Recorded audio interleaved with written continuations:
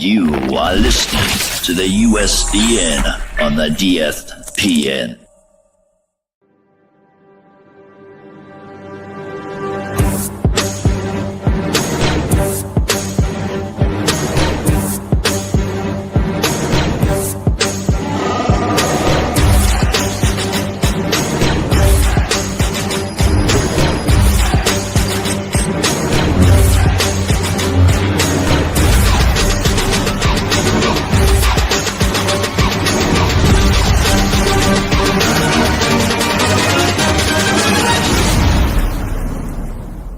It's a trap!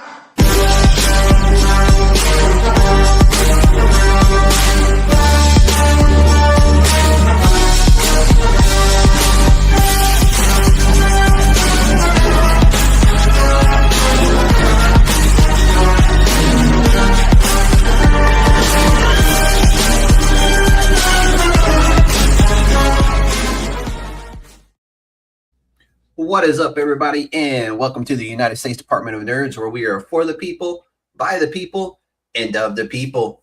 What if the biggest problem in indie comics isn't talent, but infrastructure? What happens after the crowdfunding campaign ends? The hype fades and the algorithm moves on. Tonight, we're talking about building something bigger than a comic. We're talking about building the entire ecosystem. A platform designed for creators, by creators. The future of indie comics might not just be stories. It may be in an entire system. Ladies and gentlemen, the Council of Nerds is now in session. I know it's not Saurabh, but welcome to the USDN Podcast. Please correct me again. Thank you for having me on the show, Chairman. I really appreciate that. And Saurabh, I think a good way to remember this is saw, stuff that you Saurabh, and then you rub. You know what that's from? Oh yeah, no. Spider-Man 1. Oh yeah. Spider-Man versus what was his name? The Buzzsaw.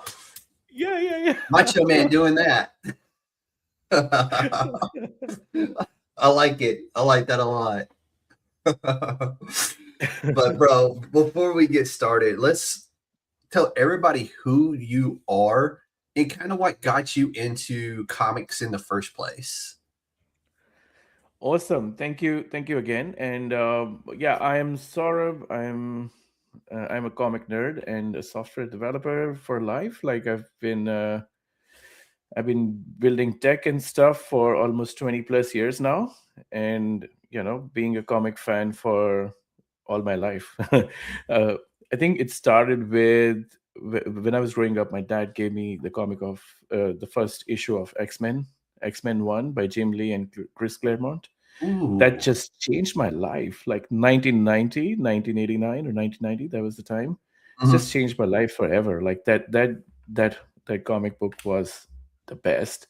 And also, like, growing up, I was telling you backstage, we didn't have comic book shops, so we had like newspaper subscriptions. And I grew up in India, where we had really long train journeys, so whenever we went on a long train journey for like 24 hours, we would just buy a whole stack of comics at the train stations, just read that for next day or so. And that's how I collected created like a big collection of comics by just having like. It's really cool though.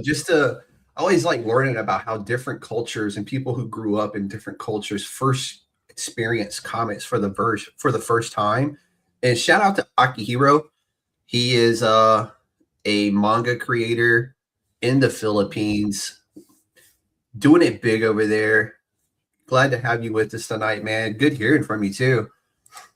But when did you kind of realize that comics weren't just going to be a hobby for you, but something bigger for you? Yeah, I mean, I've always been a bit of a writer myself as well. I wrote my first bootleg comic at, like, say, my 11 years or 12 years old. my friend and I, we wrote and drew a bootleg version of Independence Day, of all things. Dude, no, that's really cool. Like, I would literally like to, like, I would pay to read a new one like that. You know what? It actually works really well as a comic book. Yeah, I believe And it. I mean, a 12-part series of you know, of that would be like phenomenal to read. Yep. And then like I in about 2017, I actually published my first comic book on Kickstarter with a bunch of friends and people in the US. So we came up with an anthology called Monster Mashup, which was like a public domain crossover of monster characters. So Mhm. it was like a fun anthology, 150 pages each volume, produced 2 volumes of it. 2017 was a good time at Kickstarter. We raised around Yeah, $7,000 or something. that's for that time frame. Yeah, that's impressive. But you look at what some of these books are producing now. We're talking like 80, $90,000 for a comic book being raised, and it's just like absolutely unheard of for a single issue, like a It number is. one to garner that much attention. But it's happening. It is happening. I mean, there's a good mix of IP comics and like not IP comics as well. I was looking at one of our creators who did a Kickstarter recently, and they did like a $31,000 campaign. And that's Yeah, it's wild. And Chris Ford with Dark Pink Comics, his very first book, I think, ultimately raised like 80 something $1,000. wow, that's Yeah, phenomenal. for Yeah, yeah. for the very first issue, almost 80 grand. Yeah, Yeah, that's amazing. I feel like if that's not telling you that it's time for indie comics, then what is? dude, 100%, 100%. And we were talking before we went live, just like trying to put indie comics in the forefront of people's minds now, and it's starting to happen. But you have a tech background. Yeah, What kind of made you want to bridge tech and comic books?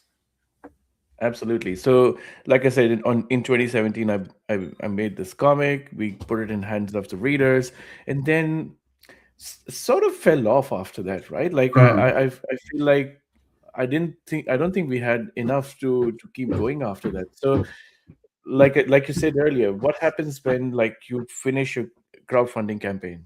You that whole month you're just focused on pushing your book, Mhm. like on social media, you're telling people about it.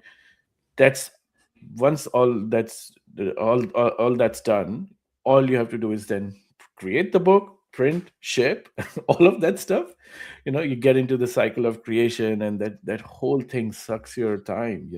Yeah. And during that whole period, you're not pushing that book along. Like it's not moving along. You lose the steam of like promotion, the fan base goes away. You have to do that all over again next time around when you do a campaign. So um, when I went through that whole process myself, I thought like I think surely there has to be a platform out there that's going to do that for you or going to help you in Mhm. some shape or form. And really, it crossed my heart. Like I couldn't find anything back then. There was no Global Comics or like any of the other platforms that we have now. Um, and I thought maybe I should go ahead and do that. Yeah. So yeah, I started doing that. I started laying some groundwork around 2019 or 2020. Started talking to creators. Like first couple of years, I was just talking to people and trying to see what's exactly the problem they're facing. And I kind of realized like a lot of creators want to create. They don't really want to market the books. They don't really Yeah. want to. They love speaking to their Well, fans, but like they'll do the first 30 days of marketing to get the book funded. But after that, and it's hard. And I'm not saying that everybody it's everybody's cup of tea. Like it's a very hard thing to do. People are a lot of people have different personalities. They're shy. They don't want to talk about it all the time. Some people even feel guilty about pushing their book too much, and I'm like, Yeah. no, you're not doing it enough. You should do it more. 100%. If I'm not annoyed by you pushing your comic book, then you're not doing it right. Exactly. So yeah, so that was the whole genesis of the idea, saying let's start a marketplace first for books that have already been created, that have gone through this cycle of crowdfunding, and let's try to find new fans for them, new readers, new fans. And then slowly over a period of time, and like, we can't say crowdfunding is not a part of, it's a very, very critical part of the whole process of comic book creation these days. So the idea kind of started snowballing into this thing where we need to help creators at every stage of their journey. So crowdfunding is good, but it's not perfect. We need to make it better from the current experience that is. It feels a bit disjointed, right? Like you're writing a Substack newsletter and trying to push people to Kickstarter, and then you send them to BackerKit after for fulfillment, and things like that. And then once all that's done, you put your book on Global Comics and Comixology to And it's funny that you brought up Comixology, because I used to love them when they first started. I thought they were amazing, but then I think it was when they got bought by Amazon, I was just like, this just ruined it. Like after that, I was just like, I don't care about this no more. Yeah. I think around 2019 or 2020, Amazon just completely choked Comixology and killed it. I think that was like, for me, that was like a huge inflection point. For me, it was like a part of me died. I was like, I feel so bad that Comixology is going away. I need to do this now. It was like the big push that I needed to kick this thing in motion. So, yeah. You've ran your own Kickstarter campaign. So in your eyes, what was good, and kind of like, what do you think was broke during that whole process? Yeah, like I said, I think with Kickstarter, the good thing is obviously Kickstarter has a huge community. They just on a day when you launch your campaign, they send those emails out to people, and when you're top of the category, that's when there's a whole swell of fans who come in and who will you'll have eyeballs on your campaign at that time.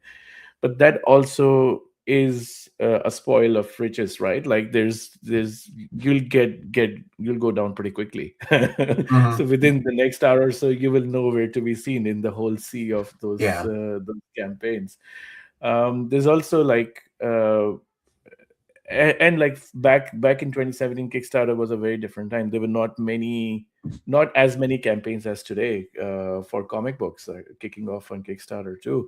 So they were definitely, like, the good parts were you get a community, you get all these people to yourself, and if you send the message the right way, you will definitely get funded. You will definitely be able to raise funds. I think that where it kind of lacks, and it was a product of that time as well, like the post campaign experience was very lackluster.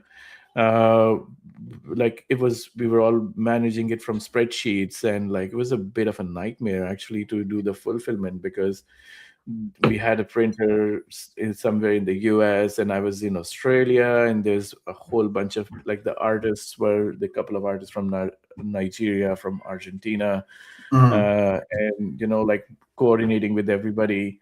That part was fun. Like creating the comic was fun, but the hard part was the proofs needed to be sent to like people all over the world, and then making sure we're delivering the right product. And back then shipping was not that big of an issue, so that side, despite everything, that kind of still worked. But again, like just living within spreadsheets for that many days, and then like just making sure everybody received their product, that part itself was not the most fun thing to do. Almost every creator you back, once they're done with fulfillment, you can just I love how most of them would send out something with their newsletter and saying fulfillment's done. I'm going to hibernate for a couple of days and reconsider my life. Yeah, exactly, and like you everybody every creator has one other part of their life, their job, and Yeah. their kids and friends and everything, and everybody has to sacrifice that. Like, you're on a Saturday night, you're sitting there packed, like opening Gemini mailers, making sure the books are padded, put it properly, and all Yeah. of that. And please, y'all, for the love of God, if you're in the indie comic industry or the comic industry as a whole, freaking use Gemini mailers. Like, Please. nothing makes me more paranoid when I get home from working all day. I pull my package out of the mail and it's just in a regular mailer with some cardboard. It freaks me the hell out because I'm like, this shit's about to be heavily damaged. And if you put a sticker on it that says "Do not fold," guess the first thing they're going to do is fold it. Every single time. Like, I have heavy books. I have big old heavy books that I have, so in case something does get folded, just to stick those big heavy books on there, and hopefully it straightens them out. Exactly. Even with Gemini mailer, sometimes I think there's a whole bunch of times that it can go wrong too. But like, it's good like 98% of the time. So that we should everybody should stick to that. Please. And I understand they're not that cheap, but at the same time, we've chose the industry that we're in. Utilize the good stuff, But exactly. It's wild when you get a comic book in a UPS envelope with 2 pieces of cardboard, taped around it, and you're like, oh, God. Yeah. And it's not bagged and board either. There's no bag and board. I'm like, come on.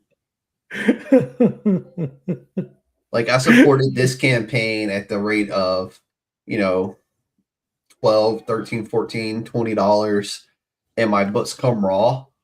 No bag, no board. Like, I get it. It's expensive to create comic books, but come on. Yeah. Come on. A lot of printers do bag and board themselves now. Like, I know these services. Yeah. So I think that kind of brings me to another point where we're trying to solve all these problems, like this huge mess of like post crowdfunding, and with the help of experts. Like, I'm not 100% expert in it. I've done it. I've been like a DIY creator myself. So, it sounded very long box punk of you to say.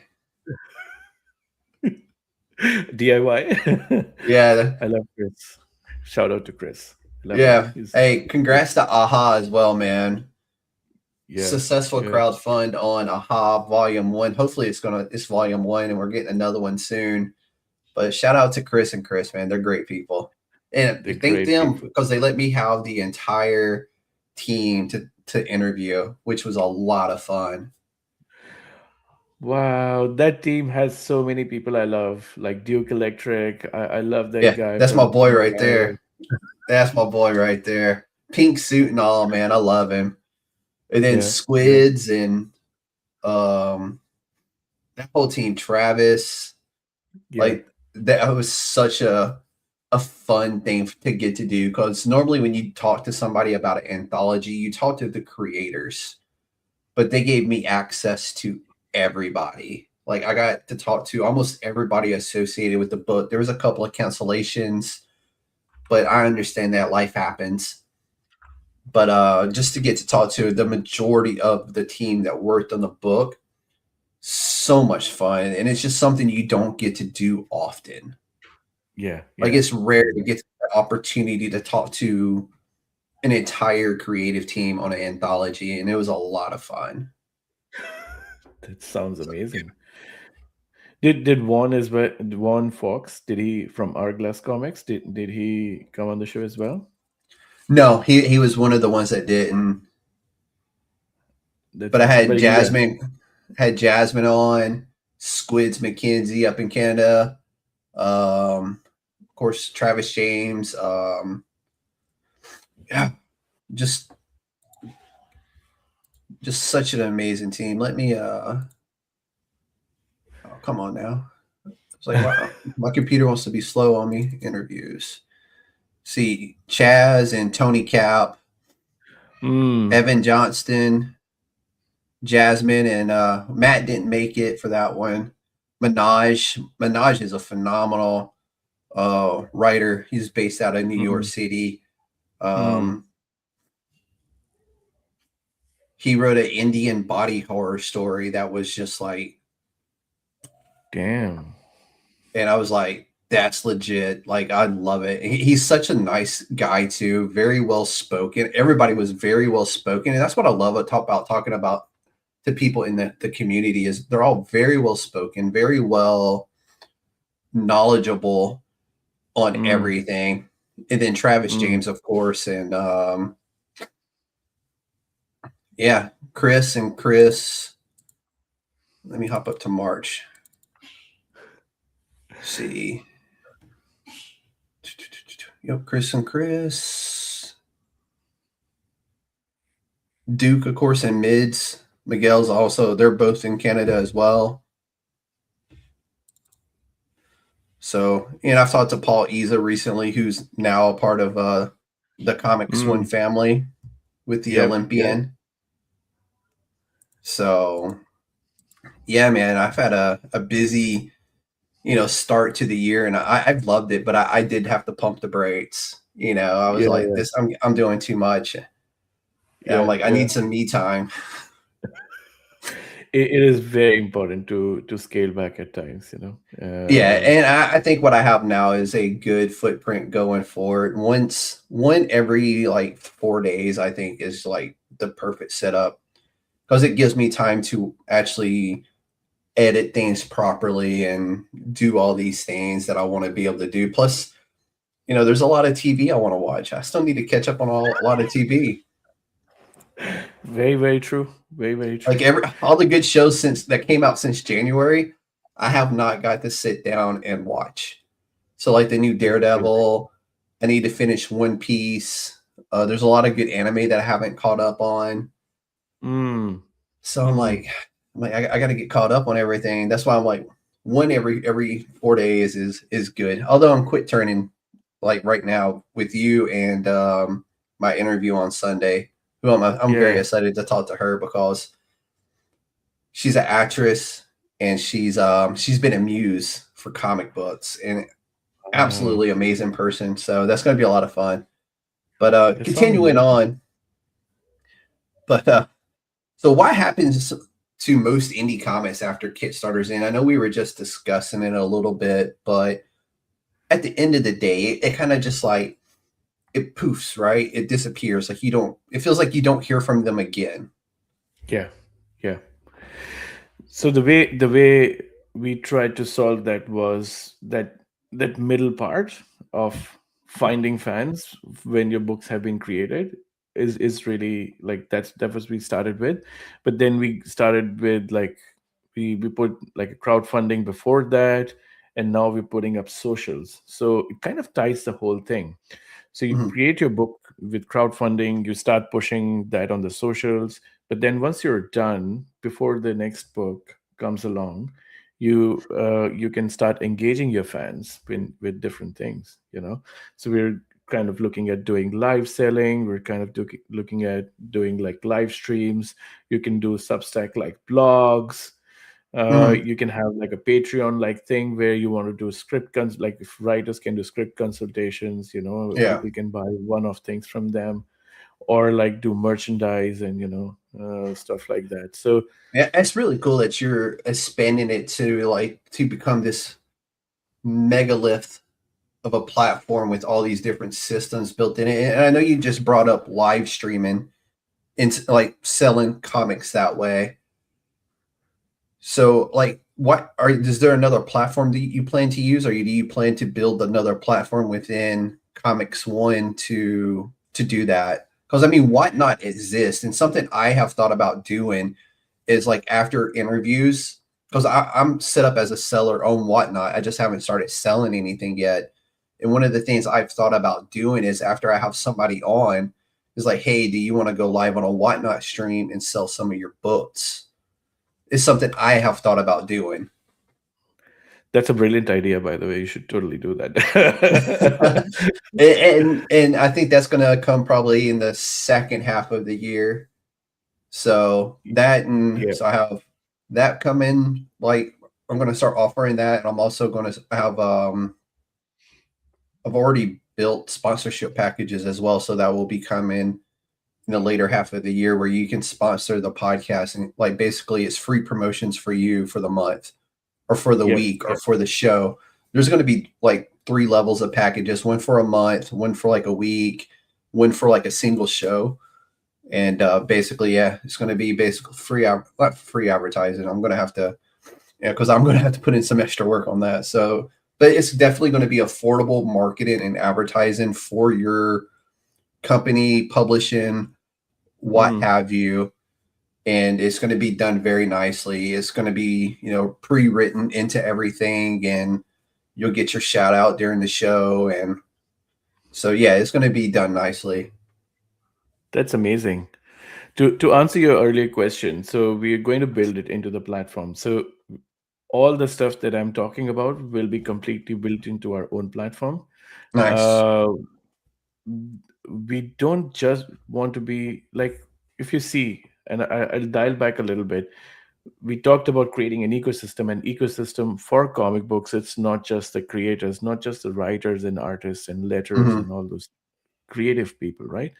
There's another set of creative people who actually make things happen for comic book creators as well. So there's PR professionals, people like yourself, like podcasters, and like bloggers and media people and stuff.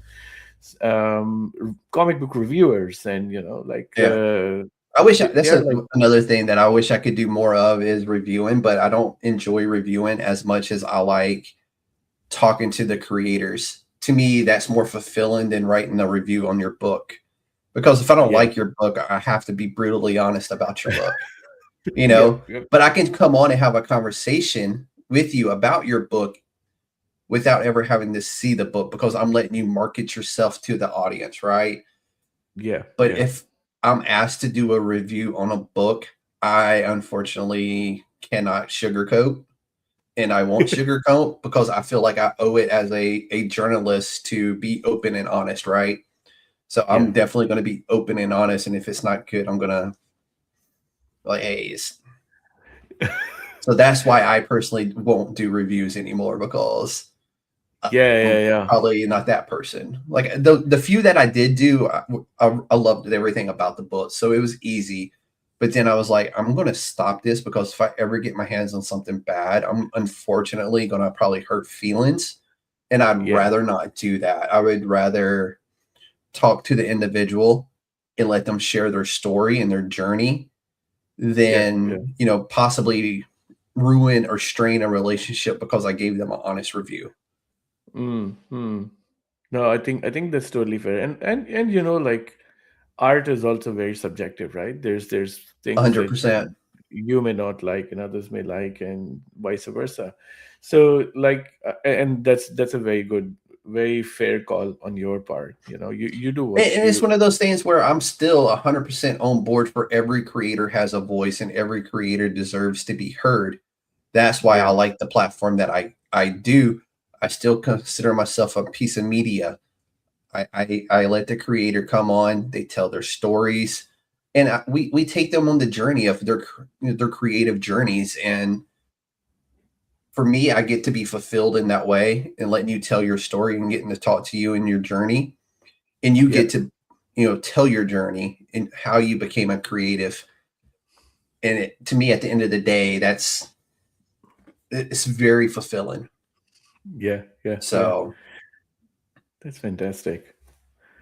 Yeah. So I was telling you about reviews, right? So like that's one part of it. So we recently started onboarding some comic book reviewers, and what we're doing is they can actually read the books. They get kind of like a god mode for the whole platform. They can go in and read pretty much any book. It's really they can cool. leave pull quotes directly on the comic book listing, and they can also link it to their blog, so they get traffic. they can optionally, blog on our platform if they wanted to, write a full-length review. That's really They can cool. get, thank you. And they have like, they can leave pull quotes directly. And yeah, and then users can see that when they see the comic book. So they have, like, when they look at a book's page, you can see user reviews, you can see reviews from professional reviewers.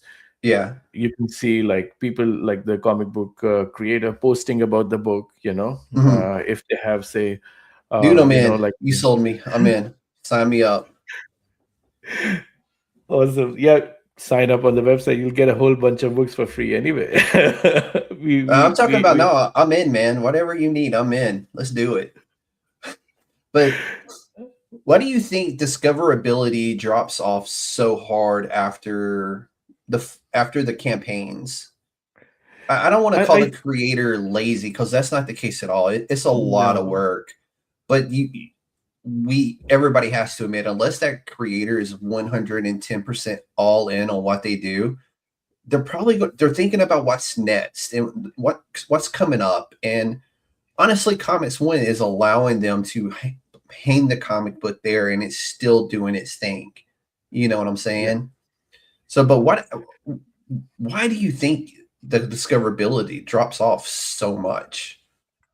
There's two things. I think a lot of comic book creators, the one is like the platform thing. That's why we have all of these things in one place. For example, with crowdfunding, you're looking at Kickstarter. Then you built a whole bunch of fan base on Kickstarter. I would say like there's like 30 to 40% crossover between Kickstarter and Substack, for example, Yeah, right? So your Substack is where you write like a weekly or monthly newsletter where yeah, you write regularly, but then Kickstarter is where you're funding the books. So like there's a little bit crossover, but not a lot. So you're dropping some fans off there, dropping some fans out there. yeah, Um, this like piecing together everything is still a bit disjointed. yeah, All these different tools that you use to create, that's one. yeah, And the other part of it is, I think the focus kind of shifts away from marketing your book after a crowdfunding campaign. So hmm, for creators, like they want to make sure the book is produced after that yeah, properly, and this, like we talked about, fulfillment is such a huge undertaking. yeah, It takes your focus away from actually continuously marketing your book and your ideas, and you may have new ideas as well. So you'll be like, oh, I finished this book already. In my mind, the artist is going and doing their thing. They may come back with hmm, questions every now and then, but for me, this project is now complete as a writer. So yeah. just move on to a new idea. And And social media is such a huge thing now, because I'm on 4 different social medias, 5 technically if you count YouTube. And then I have my own individual like pages, my personal pages, which I don't really have a personal page no more, because I'm using both my personal and my podcast pages for all the same thing at this point.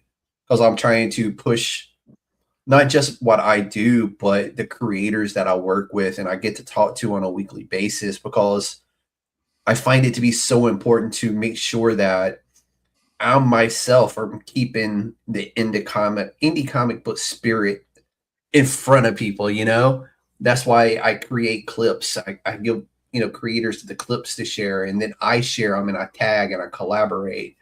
And I'm just yeah, doing everything that I know I'm in control of to keep ensuring that they're still getting the marketing, they're still getting advertising, and they're still getting their stuff in front of people. So for me, I'm for sure doing my part, and I'm making sure that I'm doing my part. And yeah, and I love it. It is, for me, it's just it's what I do. yeah, I go to my normal job, I come home, and I get to do this. Like, this is fun. Like, yeah, this is yeah. like, oh, it's a hobby. Like, yeah, but I'm currently podcasting in 2 different days. It is Hmm. Saturday in Australia. It's Friday night in the US. Yeah, Come on, how often do you get to do that? exactly.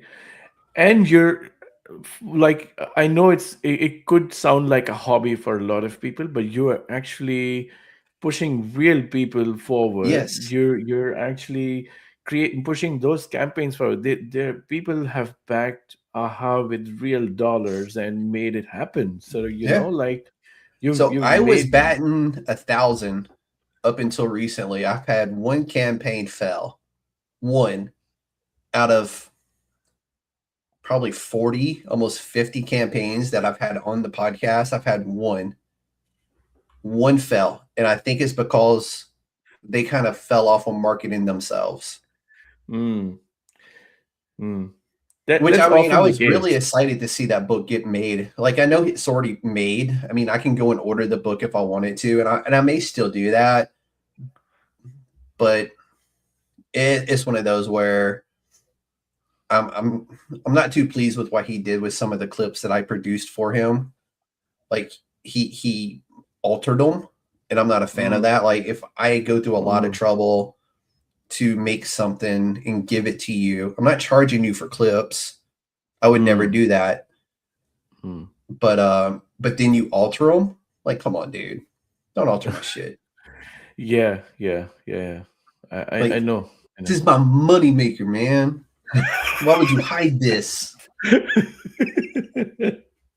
Exactly. You Exactly. get it. You get Yeah. it. Yeah. So One podcast to another. We get it. exactly. So in the long run, do you think marketing is a problem, or is it a system problem that you're trying to fix with Comix.one? Yeah, I think it's a mix of system and focus problems. So I'll give you an example. We just did a crowdfunding campaign on the platform. Yeah, I think we're gonna be Dirt talking about bags. that here in a little bit. Yeah. And what we're going to do with that is, now that it's over, it just finished yesterday. So now that it's over, we have an expert coming in from the printing side and a fulfillment side. We already Mhm. have like printers and fulfillment partners ready to go. Yeah, There's shout out to Inkbridge. We're going to announce that very shortly, and this is an exclusive for you. ladies Uh, and gentlemen, you're hearing it first. Yeah, so Inkbridge distribution, they're going to be our fulfillment and distribution partners. Okay. It's co-founded by the founders of Band of Bards, who already know how the whole publishing and distribution Mhm. side works. They have invented their own version of Gemini Mailer, which is like $2 cheaper than Gemini Mailer, Oh, and is nice. as good and slightly better in terms of how it holds up with Mhm. damages and stuff like that. And they're able to do a lot of stuff like printing art prints internally and doing it cheap. Yeah. Right here in the USA, like they have like a press in Buffalo and a fulfillment So center in Buffalo. why did you go with them versus like somebody else, like maybe Philbo, who I think is like terrific as well? Yeah, I think it's also like we're a small group, like, and Yeah. Band of Bards are one of the creators on the platform as well. Like they're a published small publisher, Mhm. uh, but they're also very driven.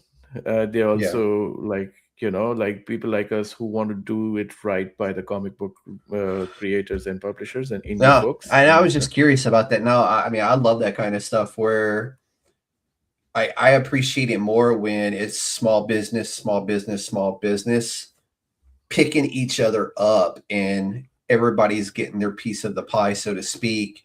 Even though that pie isn't very big and it's not very much right now, it's still. I always like to say you get on the bottom level and you ride the wave up, right? And exactly, I think with indie comics, there is no top. there's I a mean, top. Yeah. comics is a multi-billion-dollar industry, and I think we're going to start seeing a lot more indie comics. That their chunk of that industry is going to start to grow. I'm not saying it's going to break 1 billion or 1 million. Well, million maybe, but it is going to start happening. It's going to start happening a lot sooner than we think it is. Yeah, absolutely. I mean, Kickstarter sells $35 to $40 million worth of comics every year. Yeah. This is just in 1 year. I follow their blogs every year. Like they put out these numbers, and that's just Kickstarter alone. So if you combine all these platforms where like Webtoon is listed on NASDAQ, like they're like huge. But I've heard Webtoons has fallen off. I mean, yeah, creators don't make too much money on Webtoon. Yeah. Like though it's hey John. Yeah, I left it up for you. John, thanks for tuning in, man. You've missed about 40 minutes of great conversation, but it's okay. You're here now. And a mention to you. So yeah, we were talking about. Sorry, I just lost my train. Oh, we were discussing like if it's a marketing problem or a system problem, and we were at the point where it's both. It's definitely a marketing. We were talking about the fulfillment. You made the big announcement on your new fulfillment partner with Comix.one, which is freaking amazing. I love to hear that you have these partners coming in and you're making things happen, and it's all small business, and it's such a cool thing, man. And you're doing it from Australia, which is even cooler. I feel like we have a bit of an advantage being in Australia because we have access to these amazing people in the US, and also, sorry, I just keep going on tangent, so I'll finish my thought first. No, like this is one of those where like there's no such thing as a tangent ever, because we're just talking indie comics, and it's one of those where let's just talk about it, man. I mean, I got points I want to cover, but we're covering them as we go. So hit those tangents, man. Yeah. So the core idea is you take creators things off their plate. We don't want them to do the fulfillment bit. We'll just involve them, like say, okay, this is how it will cost. This is how much it will cost you. You can build this cost into your campaign, and then once it's done, Inkbridge can come and take over, do the fulfillment for you. Boom. Mm-hmm. They'll solicit quotes with the printers. They'll negotiate all of that stuff for you. We also have a whole suite of printers who can come in and like for example, in the US, we have Comix Wellspring, who we partner with for print on demand. We're also talking to them to see if we can do like crowdfunding partnership with them, so they can give us like different quotes for crowdfunding, maybe a bit more discounted ones for the creators. We have a partner in Canada. We're just about to finalize that deal with them. So Studio Comics is like Studio Comics is great. Yeah, I've been trying to get him to come on for a while now. Yeah, I've been trying to get him on. Yeah, because I want to talk to publishers. I want this to be a home where like I want to talk to everybody from the industry, right? Not just the writers and the artists on occasions. I want it to be about everybody. Like right now, getting to talk to you, who has put together this amazing ecosystem of a platform for indie comics.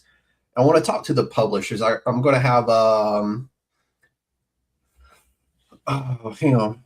I just brain farted and I don't like that.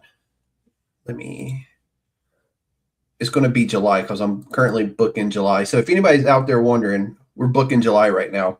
Wiseacre Comics. I'm going to have Frederick on here soon. Yeah. Nice.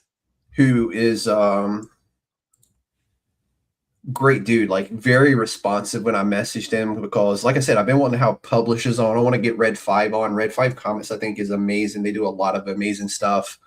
And which I had Alex DeLuca on not that long ago, and his work is published with Red 5 Comics. Nice. So I want to talk to everybody, man. If they're in the indie comic industry, I'll talk to them. I want to share their story and their journey of, what got them here. So yeah. Now there's we have some really fun people as well. I can put you up with a few amazing publishers and creators as well. Yeah. I was going to talk to you after the show about some of that stuff. Yeah, definitely. Because I got a feeling we can scratch each other's backs, so to speak. Exactly, exactly. Yeah, I think that with these like amazing people who are supporting creators to do all these things that take up a lot of their time, will Hmm. free up their time to do marketing, explore ideas, and Yeah. like talk to their community and build fan base, and like you can do things like, oh, I have this idea in my mind. Can you, as my community of fans, tell me, like if this is a good idea or not? You Yeah. can test your ideas. You can send out a test panel saying, oh, which one looks better, works for Yeah, you, things that's like really that. cool because I mean, like right now I'm stuck on titles. Like I'm putting together a list of titles, so it'd be great if I could hop on the Comix.one webpage and like, hey, new creator, but I've been around indie comics for a few years now. Here's some ideas for my comic book or titles for my comic book. Give me your thoughts and Yeah, just let them debate it because I'm torn. Like I got it in my head where I think I want to go with it, but at the same time, I'm like, why is that the hardest thing? yeah, exactly. Coming up Those, with a title for it and coming up with like good names for characters, is like the toughest thing in my head right now. The story is there. It's just yeah, those parts, are like really difficult because I want them to tie to what the characters are. I just don't want to call him Steve because that's just weird. I want a name that kind of goes with the person. yeah, So, but so yeah. do you think creators are forced into this cycle of constant like crowdfunding launches just to survive? I think so. I think There's a lot, it's, yeah, yeah, because they're doing it like this. Like they close a book, new book, close a book, new book, and it feels like it's like Jesus Christ, like what are y'all doing over there? It's like you have a factory of people just pumping out comic books for you. yeah, yeah, yeah. No, I hear you. I hear you. I think it also is there because one, like people don't see that as the best. Currently, that's probably the best way to bring their ideas to life. That's one. The other also is, if you don't do that constantly, then you lose, you stand to lose the set of fans and the community that you've built on Kickstarter. So those are like really important things that people want to keep holding on to. That's why they're constantly like, let's just keep doing it, like we launch a Kickstarter every month or 2 months, and like it is a grind. Like I cannot do it every 2 months. I like it will be Dude, that would be too stressful. exhausting. Yeah, yeah, yeah, That would be like my yeah, January or my February and March, where I probably did almost 30 interviews between those 2 months. yeah, yeah. And I think a certain section of people can do it because since they may and it's good on them that they have been able to build in a way that the book is actually nearly ready or ready before the campaign Yeah. goes live, uh, which is not the case for like 60 to 70% of the campaigns. They just come up with, like preliminary sketches, and they finish like 70% of their book after the campaign's done. So, like the whole process from taking the money from people from crowdfunding to like finishing of the book sometimes takes 6 months, 10 months, 18 months, even, like Yeah. like life happens to people along the way, and like they you know Yeah, the and number of people I hear then where like something happens with their artist and now they got a halfway finished book and they have to find a new artist to finish that other artist's work. And a lot of artists don't want to pick up what another artist has done because it's not theirs. yeah, That's a big one that I see constantly. yeah.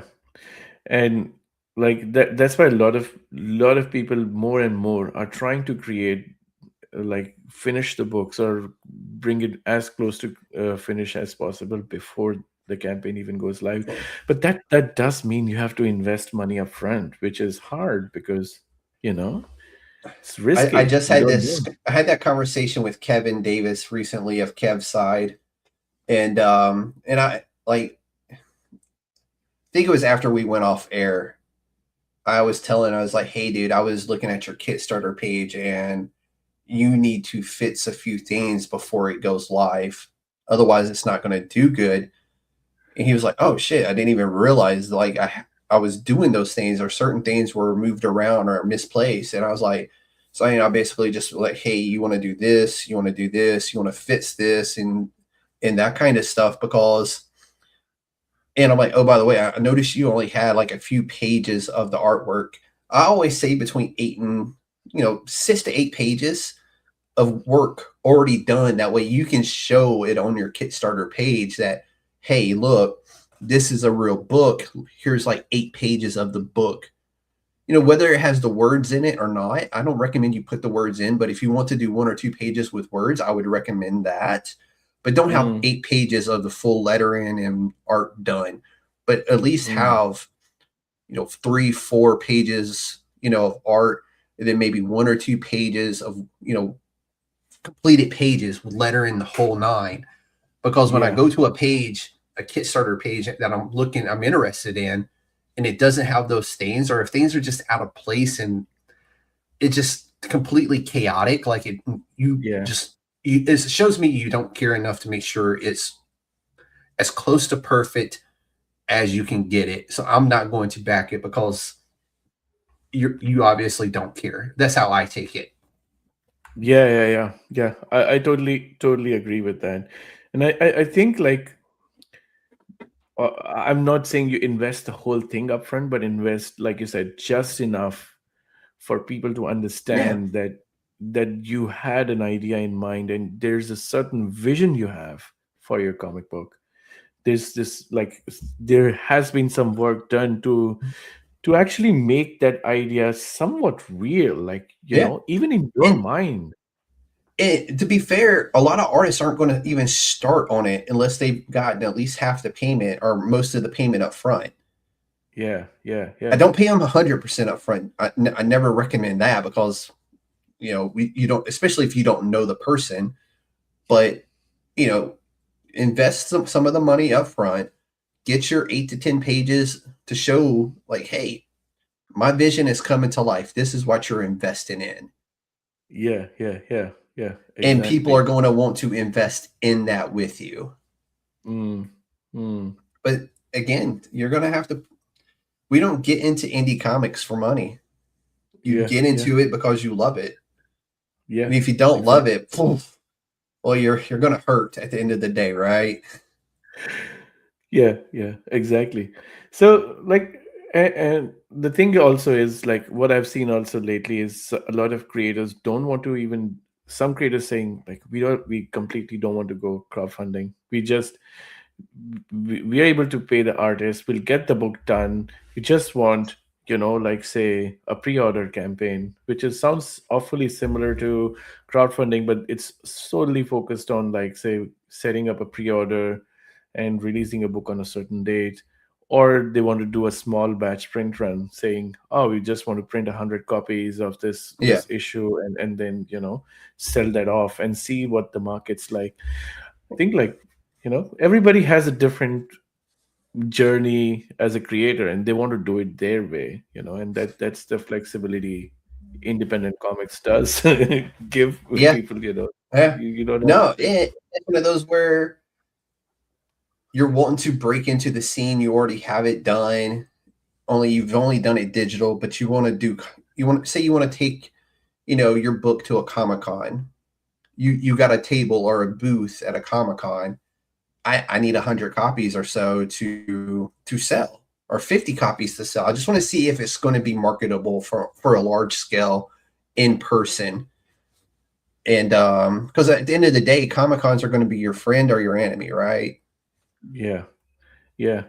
Some people just want to say like, oh, I've sold 100 copies, and then go to a publisher saying like, I've sold 100 copies of this book. People have said good things about it, and maybe they want to get picked up by a publisher. So every creator has their own version of the journey, right? So no, I mean that's true, but I can tell from experience. And when I say experience, I've literally talked to tons of publishers at this point, or creators at this point. Every single rejection letter they've ever gotten is because, what are you known for? What have you done? Oh, I wrote this one book and sold 100 copies. Publisher going to go, okay, cool. Come back when you sold 1,000, or come back when you've published more than one book. That's how they are. Yeah.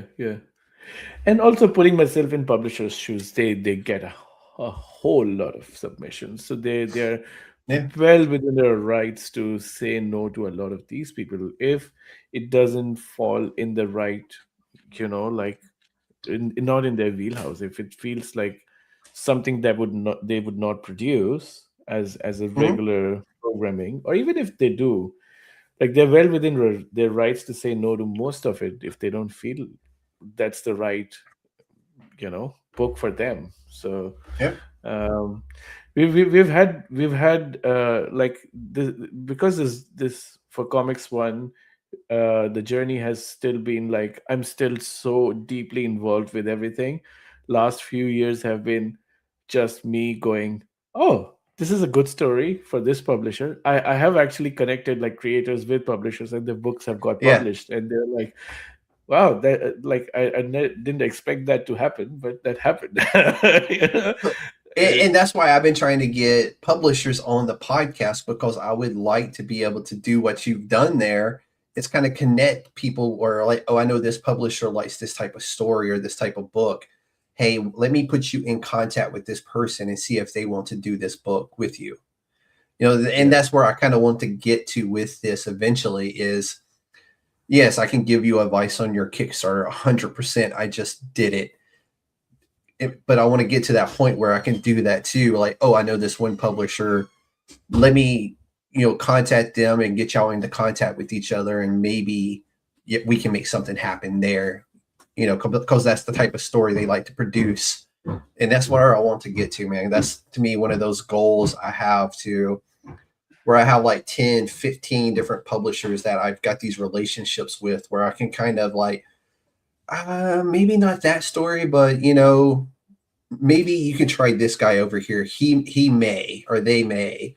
So I want to do more for the community other than just tell the stories, right? And this is my favorite part. Don't get me wrong, but I do feel like I want to do more for the community as well. And that's one of those where I feel like I could do that. Love it. I love it. We need more people like you. We do, but at the same time, I'm kind of trying to mine, like the seagulls from Finding Nemo. Mine.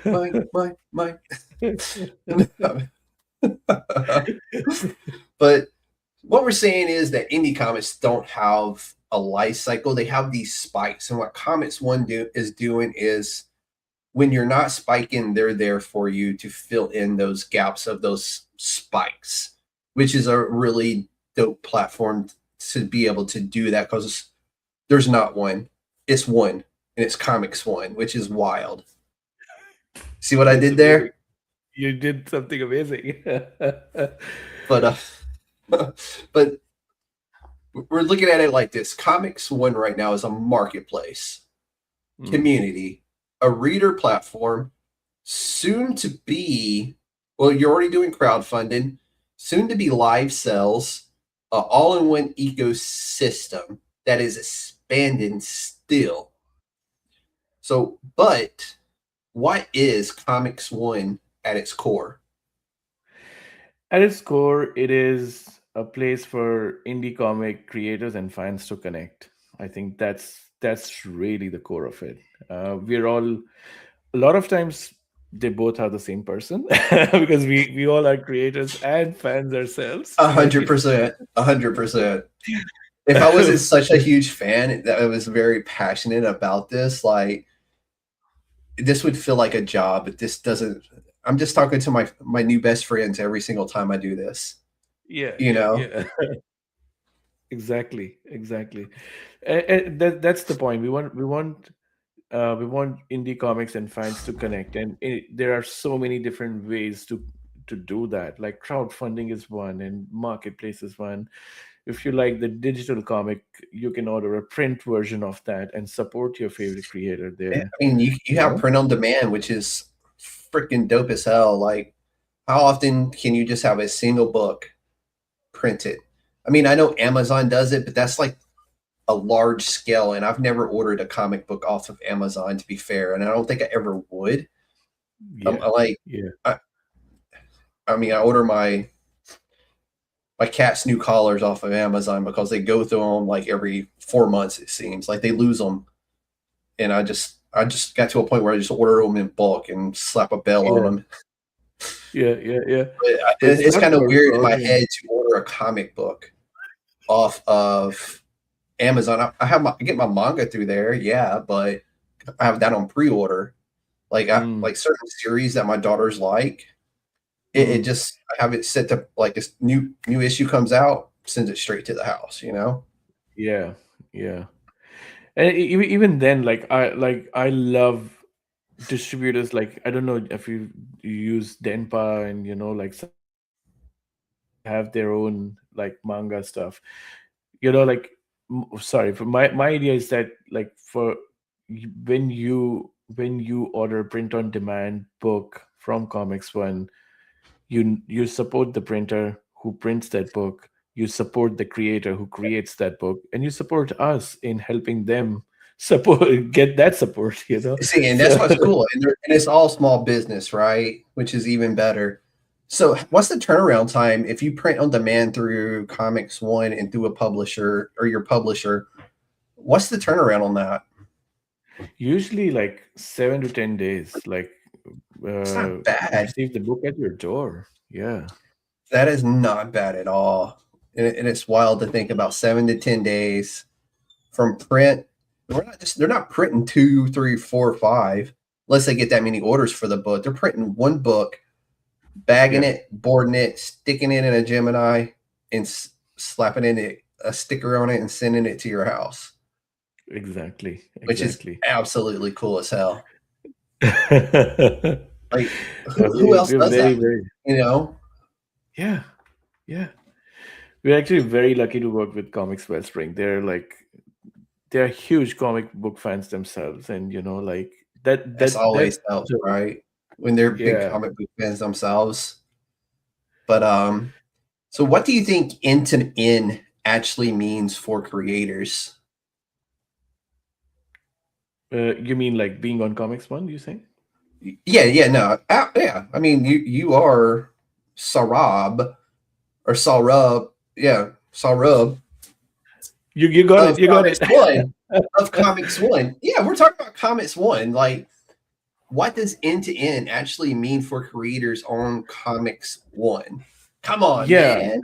You need another it cup it of coffee. That's what it I is. do. Yeah, no, I think for end to end means, as a creator, you can run your indie publishing business as a business there. Like, you're in business of Crazy. That's creating comics. wild. It's Yeah. wild.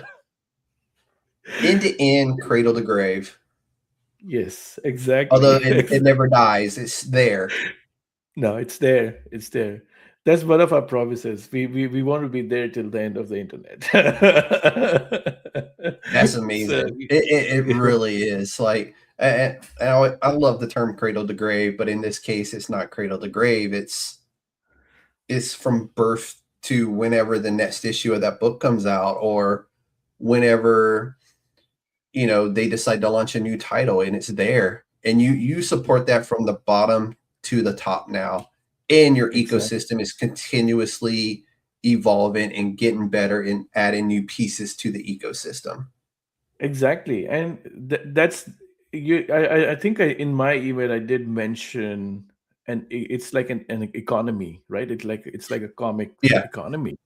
Um, that's what we're setting out to build, because we feel like everyone, like people like you, people who actually recommend books in a comic book shop, like everyone is such a key part of comic book economy. like the printers and Mhm. distributors, and like even people like translators and like Yeah. letterers, and like I we talked to have a somebody comic not book. that long ago that they actually have had their comic book requested and translated into like 9 different languages now.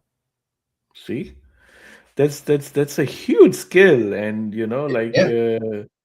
we actually work with a publisher who imports indie manga from Japan, translates it to American English, distributes it in the US. Mhm. And you know, like there's so many, and also vice versa. We actually work with somebody who actually translates books in Japanese and distributes it in Japan.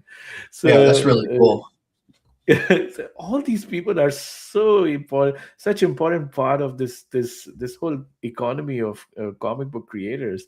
We want to build this whole place where everybody wins, like you as a comic book journalist get to talk with fantastic people, push their books, the Mhm. fans keep discovering new Yeah. comic books, That's creators keep literally like creating my new favorite stuff. part of the job there. That is my favorite part of this. Yeah, exactly. Sorry, my kids are trying to bust through the door. Let them Really in. fast. Come on. So you're building Amazon, Kickstarter, and the Patreon of comics right here, all in one Comix.one. See what I Yeah, did there again? exactly. I don't know how Exactly. it keeps happening, but it's probably going to happen 2 or 3 more times. And I'm just making that up as I go. That's not over here. That's not written in. Fun So, fact, I have to tell you this before I forget it. We are creating a mascot for comics. One of our creators is actually designing it right now, and it'll be on the merchandise. I promise you to send a T-shirt as well, mate. appreciate it. That's dope. Um, Like and you that should have character seen is me trying called. to shrink down your logo to use last night. I was like, oh, because I finally I And went and I got the circle one, like the pink circle with the smaller circles. I was yeah, like, okay, I can work with this one and I can like get it to squeeze in better because the Comix.one, I couldn't make that one work. I had to go with the circle one. that circle is kind of like the galaxy of stars. That's the Yeah, idea. It's like an ecosystem, a universe where all these beautiful comic creators and they're all support system. They all come together as a universe of indie comics. But the we before I forget, we're creating this character called X1, which is you know yeah. comics.one, Oh, that's X-Men, cool. X1. That's Yeah, really cool. I like that. That's yeah. I see what you did there. That's yeah. really cool. That is really cool. So with Comix.one, do you think this is the next step into moving toward a global fulfillment model for indie creators? Yes, so we already, like Studio Comics, I mentioned, we're already starting to create a distribution network in Canada. So Studio Comics is going to be the print on demand partner in Canada. They're also Yeah. going to Good put, people too. yeah, amazing people, really, again, like big, because they run a comic book shop as well. They're Yeah, I was about to huge say they comic book run a fans. comic book shop. Yeah. Exactly.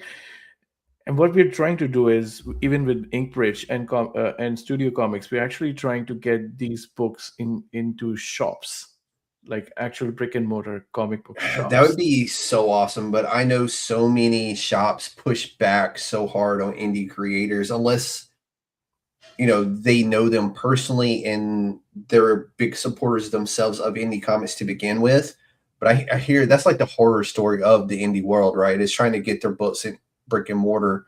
I know I probably talked to about a handful of artists and writers who have been able to get their work into brick and mortar, which is Yeah, a low yeah, number considering how many people I have talked to. Like we're talking less than a handful of people who've been able to successfully get their books into brick and mortar. yeah. Exactly, exactly. And I think I get both sides. I understand why a lot of comic book shop people are comic book shop owners are skeptical about it, because they see kicks that to me I feel like that's a wrong interpretation of Mhm. Kickstarter or crowdfunding. Like people see them as a competition, like a alternate distribution network. But I I think see the it as a biggest thing test with that market. is it's the upfront cost versus will they get return on investment. That's That's the true. biggest one because they're having to pay for those books that may not move. It may just go into Yeah, a dollar bin, yeah, and that's their biggest worry. Is yes, we they want to do it, and I honestly think they do want to do it, but they're scared on the return of investment. exactly, exactly. Also, a couple of other things. Indie comics are way more expensive, and rightly so, because they're produced in much less numbers. I mean, Yep, Marvel comics are industrial, right? They're industrial comics. They're exactly. produced at a very different scale, and the volume itself, like you can, if you say yes to one, you will get like 500 requests the next Yeah, day to buy indie comics. So like. yeah. Um, so that's why I think what Studio Comics and Inkbridge are doing is doing the right way. They have their own catalog, previews catalog, which they Yeah. send out to the comic book shops, just like Diamond used to Yeah, do. it's FOC. You still have FOC. Every comic shop goes to the website. They go through the FOCs. They pick out the quantities and what they want.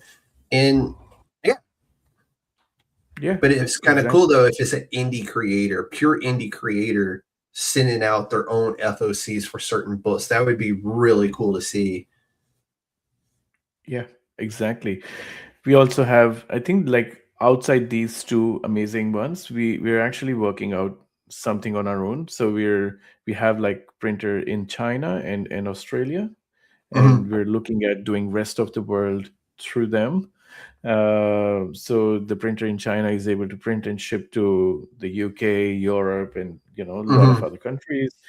Um, yeah, that just like breaks those barriers, right? You can have fans Yeah. anywhere in the world, And, and and that was literally my next question is this is removing the friction from creators in doing these things. Like they can basically put their feet up and relax because they have these tools through you and through Comix.one that are taking care of a lot of the headaches that they would normally have. I mean, it's still good and wise of them to continue to market themselves, and one of the easiest ways to do that is social media, but it's hard to post to social media every day. And but what I have found is like Buffer.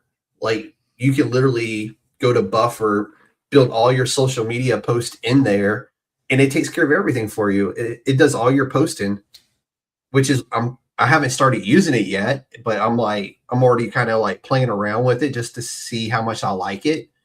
And so far, I'm like, yeah, I still have to yeah, do a lot of stuff manually. Like I still have to do YouTube myself.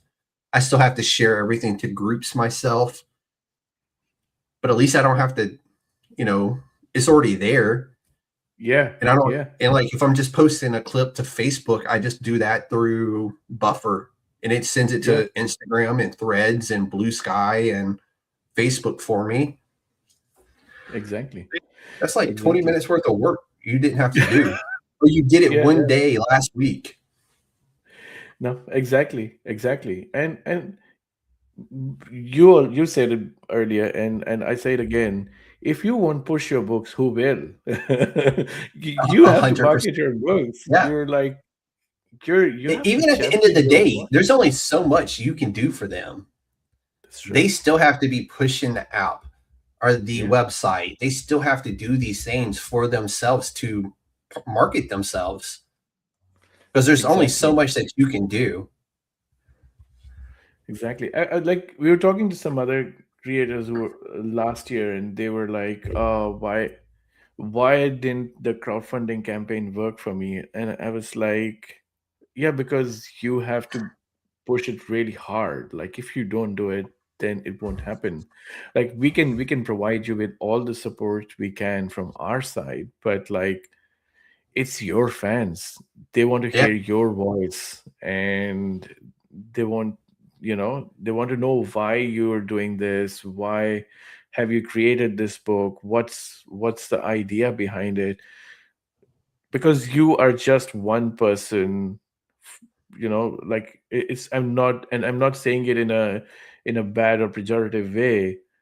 You're just like I'm also that, like I'm also somebody. Like it's not, you're not, Jeff Johns, you're not, like you know all these big creators, like you're an Yeah. individual who's making this amazing story that's personal to you. And that's fantastic that you have been able to do that. But if you don't tell it your way and you don't tell why people should back you, then nobody will Yeah. back you. It's Nobody's as gonna give a simple as shit. Like that. nobody is gonna give a shit unless you tell your story. Yeah, yeah. And it is bad to say it that way. And I know a lot of people don't want to do podcasts and they don't want to do these types of things, and that's fine. But it sure makes it easier on you at the end of the day, you know. Exactly. But in this whole thing, it just goes to show you don't need a warehouse or a big machine to run a comic business. You're literally Yes. doing it from your office at home. Yeah, And you're making all exactly. these amazing things happen for indie comic creators around the world, which is, Yeah. again, just such a cool concept and such a cool thing that you're doing for the community itself. So, and you've already made I, your I big announcement, which was really cool. I can't thank you enough for sharing that with everybody here. It's such a dope thing to like. I've been getting a lot of big announcements lately. I like it. But we've already covered crowdfunding and like kind of like, so I do want to ask you this. So when you were like preparing the ecosystem to start crowdfunding, like what was your framework for that? Did you go with the Kickstarter framework or like an Indiegogo, or I think Zoop is another one? Like when you put that together, like what was your like model for that? yeah, we wanted to. It's I think it's kind of like a hybrid of Kickstarter and Indiegogo in that sense that Mm-hmm. we don't want to restrict the funds, at least for the time being. Like the creators that we're working with, they have their projects ready to go, their books are ready. It may evolve in future into more something that's more closer to Kickstarter, is with all or nothing. At the moment, it's you keep what you raise, Yeah. and we wanted to do it that way because creators have already created the book. They want to give it a limited print Yeah. run, or they want to raise money for like Just maybe to finishing the get the book. book finished. Yeah. Yeah, No, that's exactly. I like that, and I think that takes away a lot. One of the biggest headaches with Kickstarter is even if it doesn't fund, they can still receive the funds. But do you have a guarantee that the people will still get what they pay for? Give me just 1 second. I'm sorry. That's perfectly all right.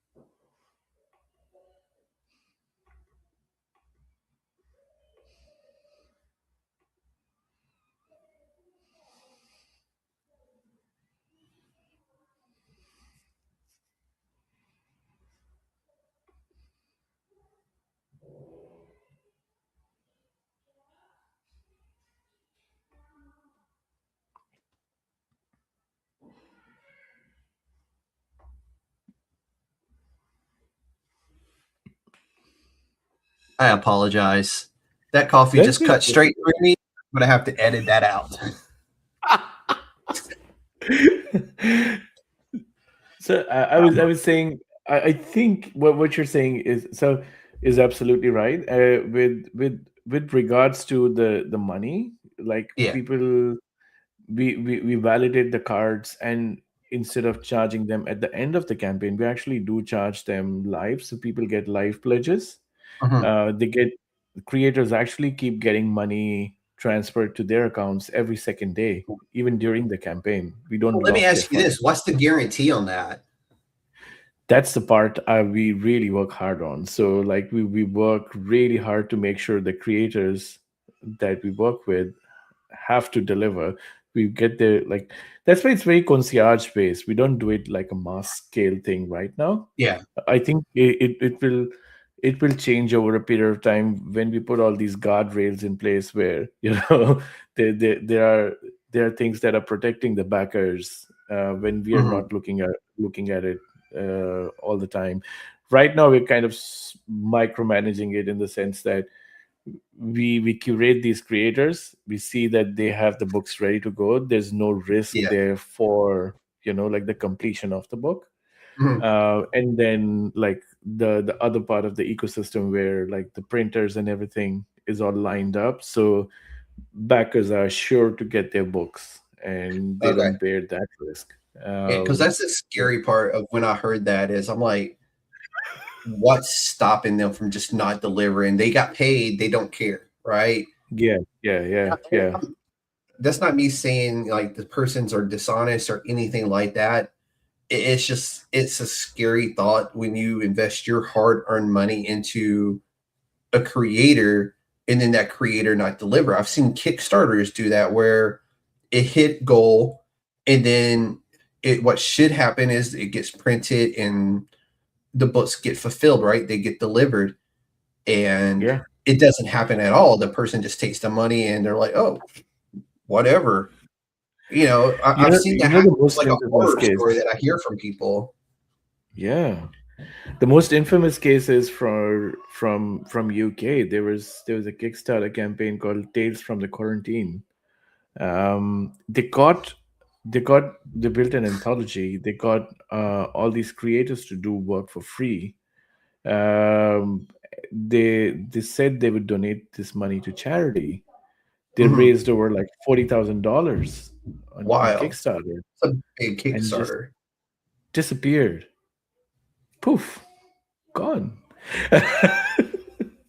Oh, man, that's God, it makes me want to drag people like that out back and just rock and beat the snot out of them. No, yeah, exactly. So I think right now, because we're small, we're able to control that side of things, and we are trying to do that by working with these really amazing creators who we know really well, and we know the books are ready. They will be delivered 100% to the backers. There's no modicum of doubt on that. I think as we grow, we will put guardrails in place or evolve this a little bit more to be more backer friendly in that sense. Yeah. I mean, it's one thing to be creator friendly now in the beginning of this stage, but as it expands, you definitely have to have those guardrails in place to protect both parties, because it's scary to think about when people are investing their hard-earned money into something they believe in, then only to find out that person that you believed in isn't the person you thought they were. And people will fucking bury you on social media if you pull that kind of shit. Yeah. Because I've gotten messages from people who are like, I can't believe you're going to have this person on your podcast. I'm like, whoa. First of all, I'm like, I don't know anything about that until now. Yeah. And I'm like, when did this happen? Oh, a long time ago. I'm like, okay, well, I'm not here to talk about that. I'm not going to talk about that. I'm talking about what's now. Like, I'm sorry that happened to you. Not my problem. And I'm not going to discuss that with the creator either, because that's disrespectful. Now, if it was like knowing what I know now, maybe I would call them out. But at the beginning of this, no, probably not. I wouldn't have, because that's not what I'm here to do. I'm here to focus on the positive and focus on the journey. And we are continuing our journey after I had to make that emergency pit stop, man. Oof. Yeah, yeah, yeah, yeah. So I you know. ultimately, at the end of the day, are fits in the fulfillment, and that's the part that nobody really likes to talk about. And you have multiple avenues for fulfillment, whether it's a digital or a print. You have parties in place that handle all of the above, which is really cool. And so, is the creator themselves like fulfilling the digital stuff, or do you have somebody who is like say if I ordered a digital print, like who's sending that to me? Who's it coming from? The digital comic, that's Yeah. us. We it's done through the platform. It's in there. Oh, okay. So if I buy something right now off of Comix.one, the website just boop, here you go. That's it. So we have like our pledge manager where people have to upload the digital copy of the book, Gotcha. and Okay. then they just press a button saying fulfill, fulfill, fulfill, fulfill, done. And people get sent out emails saying this book has been added to your digital library. You can either read it online, download it to your favorite reader, or you can read it on our iPhone app. So it's the digital library automatically syncs. It's there for you to read. We haven't brought that up yet. Is the app Yeah, live? Like, is the app ready to go? Is it ready to be the iPhone downloaded? app is already, yeah. It's iPhone app is in the App Store. The Android app is what we're working on right now. Okay, I So, knew there was one that was being worked on still. I just didn't know which one it was. So and nice. we're actually doing a complete overhaul of the app. The new app is going to be something completely different from what you see on the App Store today. So Okay. it the whole marketplace is going to be on there, so you can actually buy books, digital and print, directly from the mobile app, um, and also like your whole digital library is going to be there. So it's going to be a bit more, even like, and eventually the idea is you can do all of that stuff that we talked about on the mobile Mhm. app as well, not just the web. So you can live Yeah, that's stream. that's kind of cool because I know somebody who literally writes their books and everything off their phone. Yeah, Like he yeah. does everything from his phone, from writing his books, everything. Yeah, Crazy. Yeah. yeah. So, but you're also building a social platform. What does that look like? Right now, it's very bare bones. So you can just do like social posting, similar to like Facebook. Like you can put up images and text based posts, and you people can like comment, all of that stuff. And people can actually follow you already, so you can actually start building that fan base. You I can got to get create my a account on profile. there, man. Got to do it. Yeah, exactly. I'm not Uh, gonna lie to you, man. I was kind of holding out. I wanted to talk to you. I wanted this to happen before I fully committed myself to the platform. And I think a lot of it is because I'm not a big digital guy, right? We were talking mm, about that before we went live, and I'm like, after talking to you now, I'm like, okay, yeah, I'm 100% like bought into this, and I love what you're doing. Like it's truly phenomenal what you are doing. But Thank we you. got to keep going, man. We got to keep going. And so you're not trying to replace any social media here. You are actually just trying to provide a piece of social media purely for the indie comic world.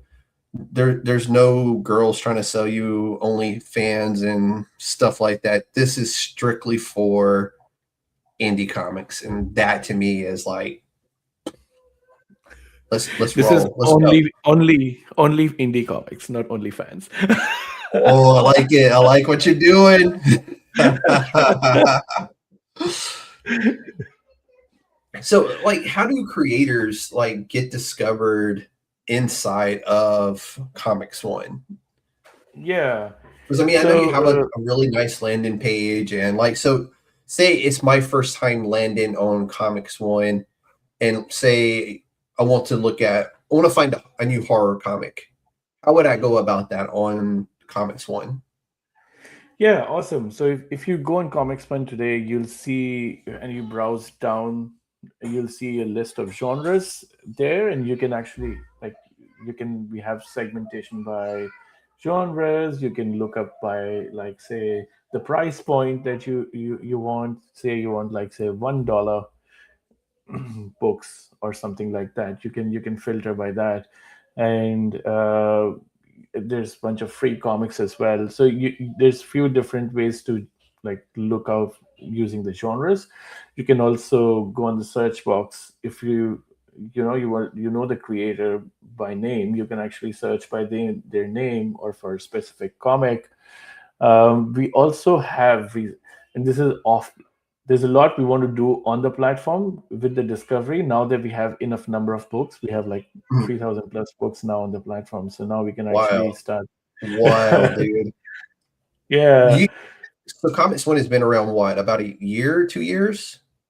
yeah, 2 or 3 years now. Yeah. But like we went the end of last year, we had like 350 comics. So we have 10x the number of comics this year, and it's just grown like crazy. And Yeah. it's continuing to grow, and not just like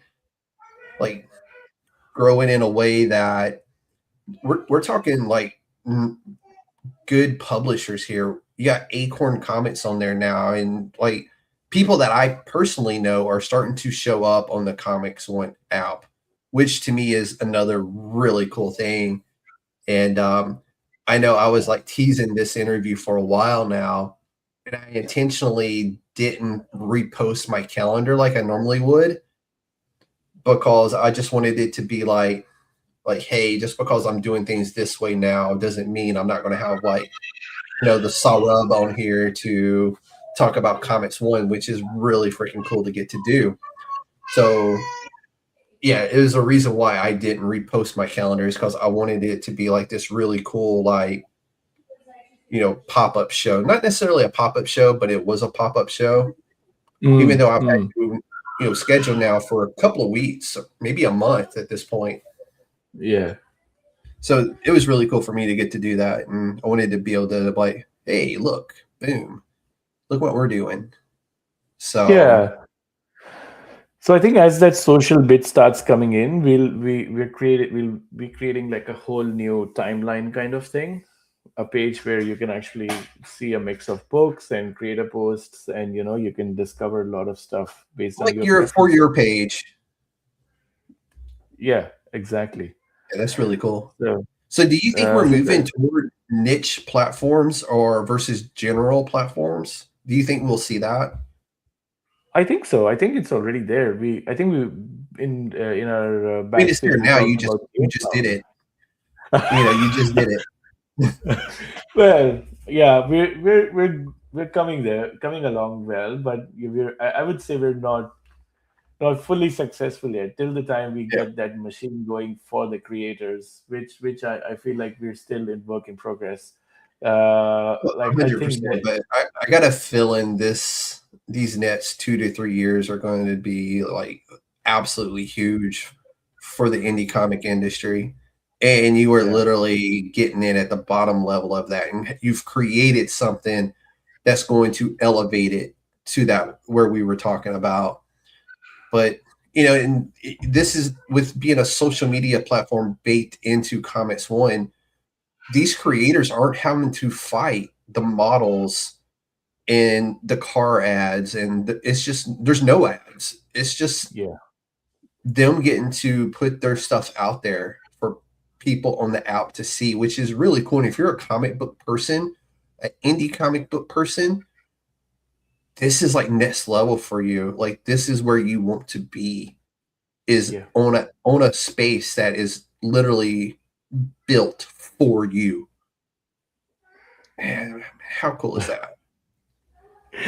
Yeah, I mean, these niche spaces are so important because they give people focus, like both fans and the creators, because fans can come in and see Yeah. really the stuff that they want. Like if they like science fiction, they like horror, they like manga, they like, all any stuff, any genre that you like, you can just come in and start looking at, like, the books that Yeah. from that side, and for creators, because it just cuts out all the other noise, like you rightly said, and Yeah. the best example, like I was saying backstage, is GameFound, because GameFound just looked at like RPG games. They were Mhm. just doing that, that, and they just completely went so deep in that niche. They started like they were doing at some point. I know that GameFound uh, overtook Kickstarter in number of games that they were producing every year Yeah. on their RPG games. I Is forget that literally Kickstarter does games as well. Like, it is the because I don't go there for biggest that. category. Yeah, Yeah. but so yeah, and they ended up buying Indiegogo, which was like the second biggest Yeah. incumbent We were just on talking about that. Yeah. yeah. Um, so it's crazy, like you can go quite deep in a niche, and I respect what Zoop was trying to do then, and like I Yeah. know, I think that had a lot of potential in it that it just couldn't deliver on. yeah, I don't want to say too much about them because they're sort of a competition. They're good people. They're lovely, Yeah. amazing people. I think they do. The only feeling with Zoop is they can't decide if they're a service company or if they're Yeah. a product company. They either want to put Yeah. a crowdfunding You, product out or they want to do the service side. yeah. Sorry. You have to pick a side of the bridge on that one. But Exactly. let's talk a little bit more about. So you're working on this new part of the ecosystem with selling comics, and we've already discussed it's going to be very similar to like Whatnot. And I had told you beforehand, like that's something that I kind of want to incorporate at some point is after a interview, just having the creator like, hey, do you want to go live with me on Whatnot and sell some of your comic books? Which I don't know if I can do that. It's something I need to speak to the people on Whatnot about. And I do plan on doing that here very soon. And it's just try to make that happen because I think that would be something cool to do. But you're also doing this. And so do you think that how will streaming like a live auction like stream change the creator to fan relationship? That's going to be a huge next step for your not just Comix.one but indie comics in general. Yeah.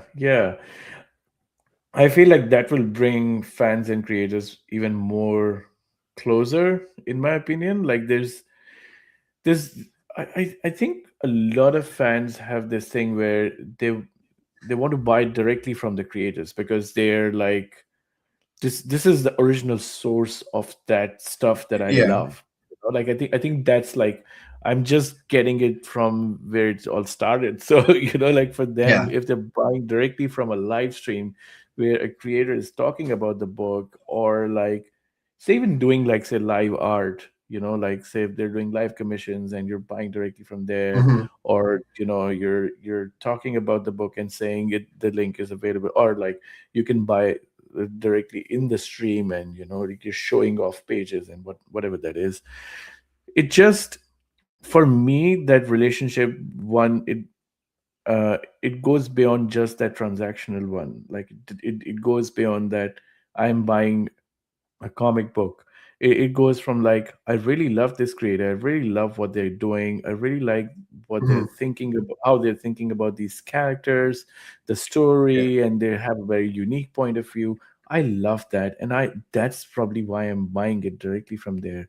And like, and from the creator standpoint, it does turn them into a marketer and like their It own kind of voice, gives forces it, them right? It kind of forces it a little right? bit. It also what you get from this experience when let's say a creator goes live on your own Comix.one to have a sell of like some of their backlogs of stuff I have these books I need to get rid of. They're my books.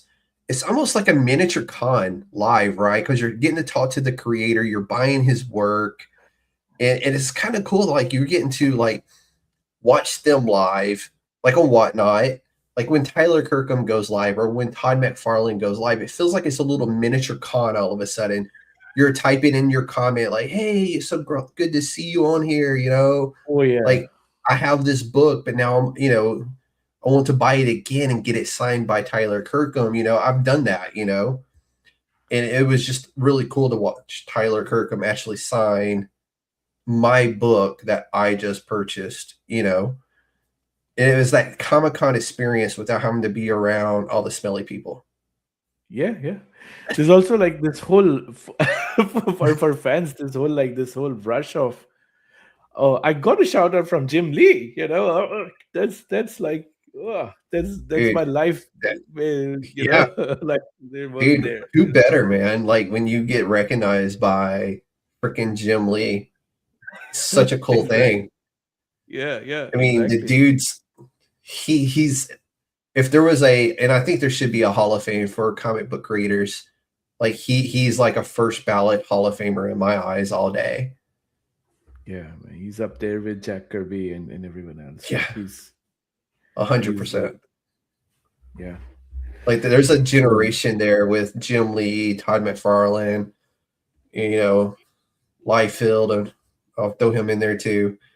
There's yeah, that generation of comic book creators who are now running the comic book scene, right? And it's kind of wild to see these guys. Like I remember in 93, 92, when these guys first, burst onto the scene with Image, when they created Image, and freaking he's running DC now, it's like, what the hell? insane. It's Yeah, insane. And it's so cool to see that we've watched this evolution of him. yeah. No, I actually love what they've done with Image and like what Image has become after them as well. Like Yeah. it's just become this amazing place where like talent comes and like thrives and like creates this. I don't know. The books I've read with Image have just been so wild and Dude. like stuff that I'd never imagined. Like Yeah. Paper Girl, like I couldn't. Not in 1,000 years I would have imagined Paper Girls being put out by like say Marvel or DC. No, you Like would never get that. And that's what I love about them so much is a lot of the stories that you that would probably be purchased off a Kickstarter or a local comic convention. Image is publishing those books. We got Tigress Island right now.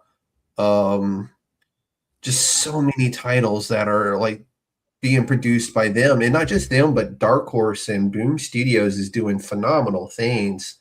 Ignition Press, Mad Cave, The Keen Spot, EC Comics. yeah, So many great things are coming out right now, and you're just like, it's overwhelming every week, and it's the best type of overwhelm to have, right?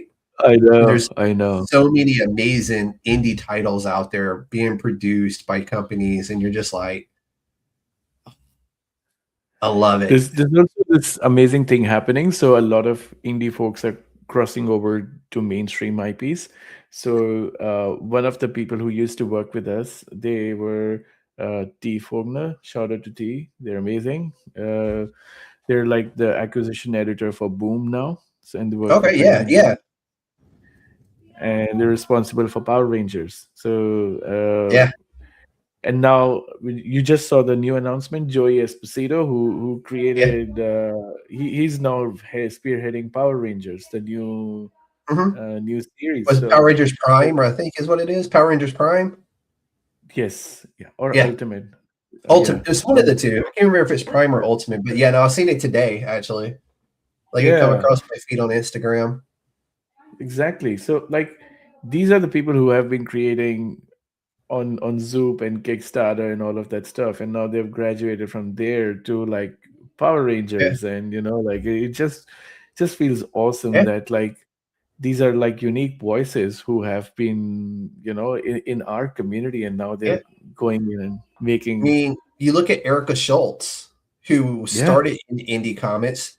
She's now she's the first female to write Spawn with Rat City. mm, She's wrote for Marvel, Daredevil, and there's a few other titles I could name, but she yeah started in indie comics, and she's the first female to write Spawn. yeah that's amazing. Wild. It's so cool to Right. see. And and I always like to push that narrative. Like, it's not just dudes out here writing comic books. There's a lot of really talented females, Oh, yeah. women, whatever they, them. I don't want to, come off as being like, rude or anything, but there's a lot of people out there from different walks of life, Oh both yeah. writing and drawing and creating some of the best comic books in the world right now. Yeah, definitely. There's Stephanie Phillips just released her own Daredevil series, Yeah, and yeah, yeah, Gail Simone, and yeah. some really fantastic Such an writers and films. illustrious career for Gail. Like, I know. what a champ! Like, I love her to Yeah, death. She is yeah, phenomenal. Like, yeah, yeah. literally, just she bursts onto the scene and just keeps on going. She's fucking just still trucking. Love to see her. And There's she an loves to Australian talk to people. artist. She loves to Oh, talk to sorry. people too. Like, she's Oh, very yeah. personable on social media as well. She gave a shout out to Acorn Comics yesterday. I saw I that. know, I seen that. That's what I was talking about. Like, yeah. Yeah, that's But you were talking about an Australian artist? oh, Nicola Scott. Nicola Scott has some. I don't know if you know her. She's a cover artist, and she's done Okay. so many beautiful variant covers for DC. Like, Oh, she's nice. amazing. Yeah, yeah. I've probably seen it and just never put a lot of brain cells into it because I don't read a whole lot of DC. Like, it's very few. I don't read a whole lot of DC or Marvel. I will read Mm. like Vertigo, like they just released Swamp Thing 89. So I had to Yeah. get Swamp Thing because I'm a huge fan of Swamp Thing. And Mm. when they had oh, shit, the Vertigo line is out right now. Their Vertigo line is like cooking over at DC, and they're producing a lot of really great titles over there right now. So I will read that. I will read the Black Label stuff with the Black Label Batman and stuff like that Mm. because it's darker, it's grittier. I don't want cookie cutter. I've never been a cookie cutter guy. If somebody gets stabbed by Wolverine's claws, I want to know they got stabbed by Wolverine's claws. You know what I'm saying? Yeah, yeah, yeah. But so how do creator subscriptions work on the Comix.one app or on Comix.one? That hasn't. It's not out yet. The creator Okay. subscriptions. That's one of the things that we are releasing later in the year, along with like a lot of this amazing stuff, live streaming and live selling and Mhm. stuff like that. But we're looking at two things, so they can have subscription tiers, just like Patreon, or one-off, stuff like script consultations for writers if they want to do like their you want like 30 minutes talking about your characters or how to structure your comic book or Mhm. things like that. That's really cool. Or Maybe I should start yeah, doing that for Kickstarter campaigns. Like, you you want me should do to that. critique your Kickstarter campaign? No, I got you. Like, before it goes live, let me have a look at it. I'll tell you if it sucks or not. Exactly. I mean, PR professionals are like you, and marketers and PR professionals are a huge part of it, right? Like Yeah. people just want to sell, oh, I can create your press kit, Yeah. and it's such an underrated thing. Like you Yeah, I still need to need to have the write one of those voice. myself. I have one. I don't know. I created one. I don't know what I'm ever going to use it for. And it's like when I created my my marketing campaigns, right? For to have advertisements on the USDN. Like, Mm. it was like a month of research, like a solid freaking month of research to finally like put together a professional package of different tiers of marketing available for the podcast. And holy hell, that was like waking up early, hopping on, doing the research, seeing how other people are doing it and going, I don't like the way they do it. And like not reinventing the wheel, but taking the wheel that's already there and making it look prettier and what I need. You know what I'm saying? Yeah, yeah, yeah, That was yeah, yeah, yeah, literally months of research. yeah, yeah. And then try to That's right. find fair prices that you think are reasonable for what you do. Yeah, yeah, And that was the other exactly. hard part. Mm. No, and that's all part of like you running the business and trying to grow it, right? So, um, yeah, It's hard, again, man, like, because it's indie comics we're talking about. And like I said, until we can get what we do in front of the mainstream eyes, we're going to be at that disadvantage. And again, that's another one of those things where I spend countless hours researching how can I do this better to bring it to more people. And Yeah, that is yeah. extremely difficult and something that I'm still struggling with myself to figure out. But the moment it's figured out, by damn, we're going to the stars. Yeah. There's echoes of this sentiment I've seen over the years in indie comics community, that it's either friends or family, or the creators funding themselves, or Yeah. like funding each other. Like Yeah, right now, this. yeah. And I'm trying to get us to that next level. That's one of my ultimate goals. That, like, if you go look at my 2026 goals, when every year, right, you sit down either at the end of the year or at the beginning of the new year, and you write your goals. You figure out what it is that you want to do and how you want to get there. And that was one of my goals. It was to, how far can I get indie comics into front of new eyes, right? Into front of the mainstream. And I Yeah, don't know how yeah. I'm going to get there yet, but my goal is ultimately, whether it's myself, a group of us, what have you, but just to get it there. Yeah, absolutely. I think I've had this discussion with other fellow creators and like other partners as well. I was talking to Chris from Inkbridge as well, and it's a huge crossover. At least when I go to cons and talk to people as well, there's a huge crossover from people who want to read comic books, but they Mhm. read prose right now. They want to read comic books, but they're so intimidated by the history of characters. They're like, oh, Superman has like an 80 or 100-year-old history. Where do I Yeah, even and start? Like, people are or purists, like, right? They want to start from the beginning and read to the now. and, But and and I indie tell them comics, like, that's like you can just indie. dive into indie, right? Exactly. You start. Like, there's You very start. few indie comic books that have a 80-year history, if any at all. So you can Exactly. literally get in on the ground floor of indie comics and just ride Any that. day of the week. Yeah, Yeah. and it's a beautiful thing, right? That's why I love indie comics so much. I don't have to go and back to 1932 to the first issue of Superman to enjoy it, because I'm Exactly. one of those type of people. I want to be in on the bottom of it. When I got back into comics, like, one of the first comic books I discovered was Something is Killing the Children. Fell in love with the book, fell in love with the story, but I was already at like issue 5 or 6, so I had to literally go back and try to track down those other issues. And I was able to do it, but it wasn't easy, because I Yeah, was like, yeah, if I want first prints, but first prints at the time were like ridiculous. yeah. But I Yeah, was able to do it, and I've got them all now. So, but again, not easy, not necessarily a cheap thing to do. yeah, So, exactly. but so with these subscription services, like, I could really, if this goes off as planned, this could remove the comic book creators from Patreon and bring them to your platform, where there's already a sustainable ecosystem in place for them.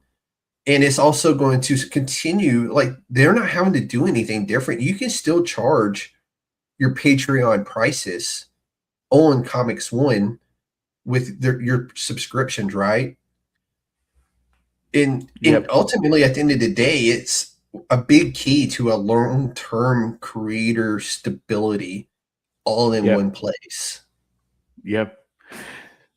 That's the idea. We want the creators and their work to have longevity. We want it to, like, be created as a legacy, of Yeah, them, rather than something they just do it on a whim, or for like those 30 days of crowdfunding campaign. It should yeah, not live and die within that period. It should live way longer, find new readership, new fans, and yeah. all of the above. And So ultimately, at the end of the day, the creators aren't just relying on a new crowdfunding launch. This would help them build that reoccurring income to keep making their books, not necessarily to make a living, but that's not outside of the realm of possibility, but it is at least able to allow them to continue to make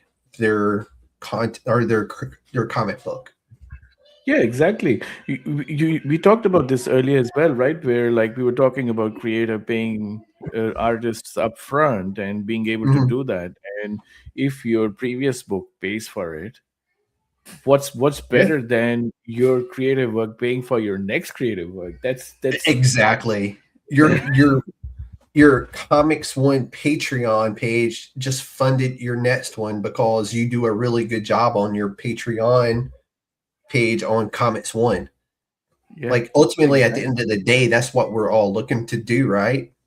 Yeah, Oh, exactly. dude, this man, I'm in love. The Thank whole you so platform much. is just so amazing. But so let's focus a little bit, and we're getting to the end, but let's focus on the economy of this. So we've talked about building a comics economy. What do you think that means with Comix.one? That means every stakeholder that we're talking about, like the comic book creators, the everyone who's involved in comic books, the comic book shops and people from like distribution companies and printers, all of them get a piece of the pie. We all live and thrive together. Mhm. And I you did touch on that sense that comic book shops don't love crowdfunded books for a certain reason. They think that they're creating an alternate distribution channel to a comic book Yeah. shop. But And that's one of the reasons. I still think the biggest reason is return on investment when it comes to that.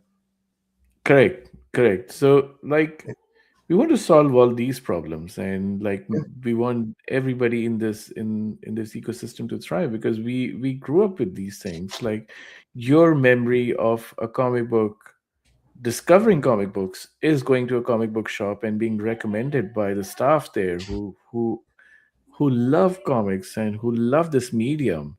Mhm. uh, and a lot of creators come from that school of thought. Like they have discovered comic books in those places, and they just they just love that medium.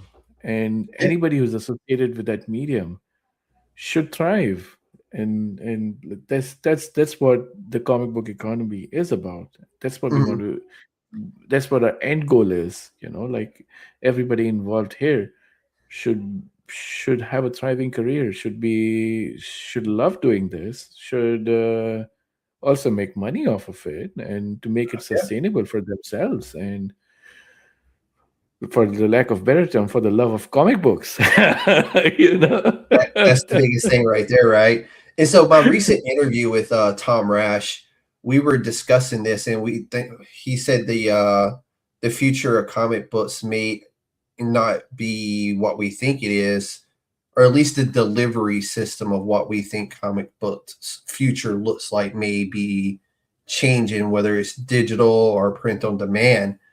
And this is coming from a guy who had done work at Marvel, and that's literally what he said that the future could be is like it's going to evolve, but it's going to be like the way the the book is delivered, right? And I think you're already ahead of that. By you really are, and I think when he said that, one of the first things that came to my mind was Comix.one. Like this is already happening right now, which yeah, is kind of yeah. cool to think about when I was talking about the future with him, and here I am right now talking to the future, right? Which how cool is that? Like, how often can you get to do that where you're having a conversation like that, and then Yeah, the very next week you're literally talking to the person ushering in the future of what indie comics can be. yeah, definitely. I don't know what I think. There's a lot of different things happening in the industry. Distillery and all the other folks are doing something cool. Neon Ichiban is doing that remarks thing, which Yeah. I have various thoughts on. And like there's a lot of new tech and stuff being built around it. which is all very exciting, and I'm really happy about. Like, the more the Yeah, merrier and that stuff thing's that's been. happening. I kind of feel like it's being pushed down my throat a little bit every time I see it, and I'm like, I'm personally not that big of a fan of it. It's just something about it to me that I'm like, I know. maybe it's the people I've seen pushing it.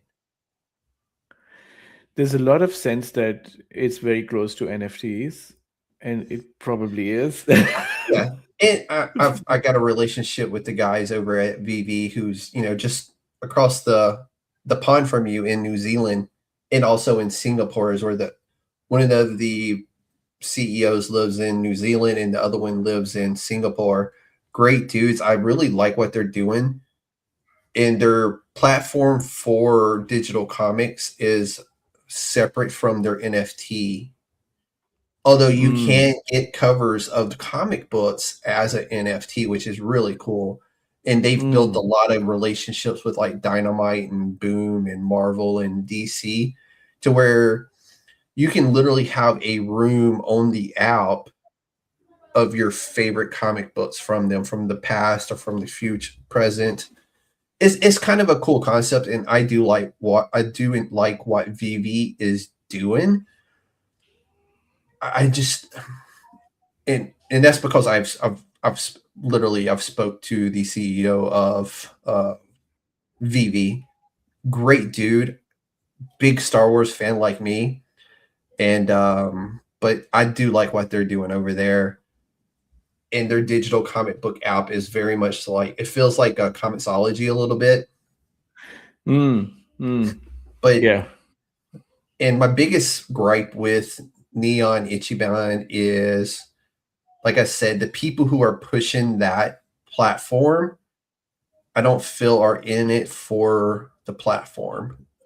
They're in it for their own clout. Is how it Yeah. feels to me. Like when I see the people pushing this thing, and I'm like, no, I'm not feeling this, because Yeah. you're using yourself to sell this to me, and I'm just not. I don't I care. mean, At the end of the there's day, some like, this does nothing for me because it's not there's indie. also yeah, I think this the scarcity that they're trying to create put them in, like, even with like, even in print, like, scarcity is strange. I don't like fake scarcity. Like, digital, Yeah, you literally cannot create scarcity in digital. Like, yeah. And it's they're not literally talking possible. about creating stuff that's strictly for their platform. Yeah, Which yeah, yeah. it's at the end of the day, that's on them, right? That's their goal.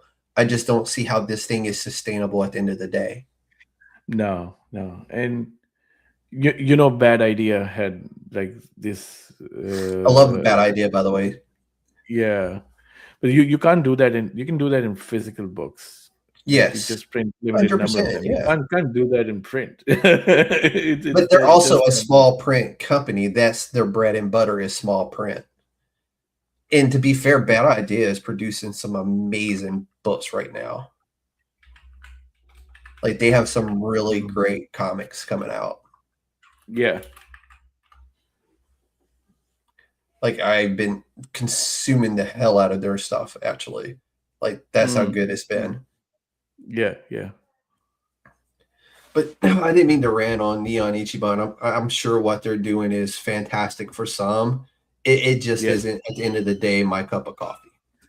Yeah, So, that's perfect. Like, the reason why I'm trying to say, I brought that up even, was like, there's a lot of different things being tried out in the industry, yeah. and the future will look very different from what it is today.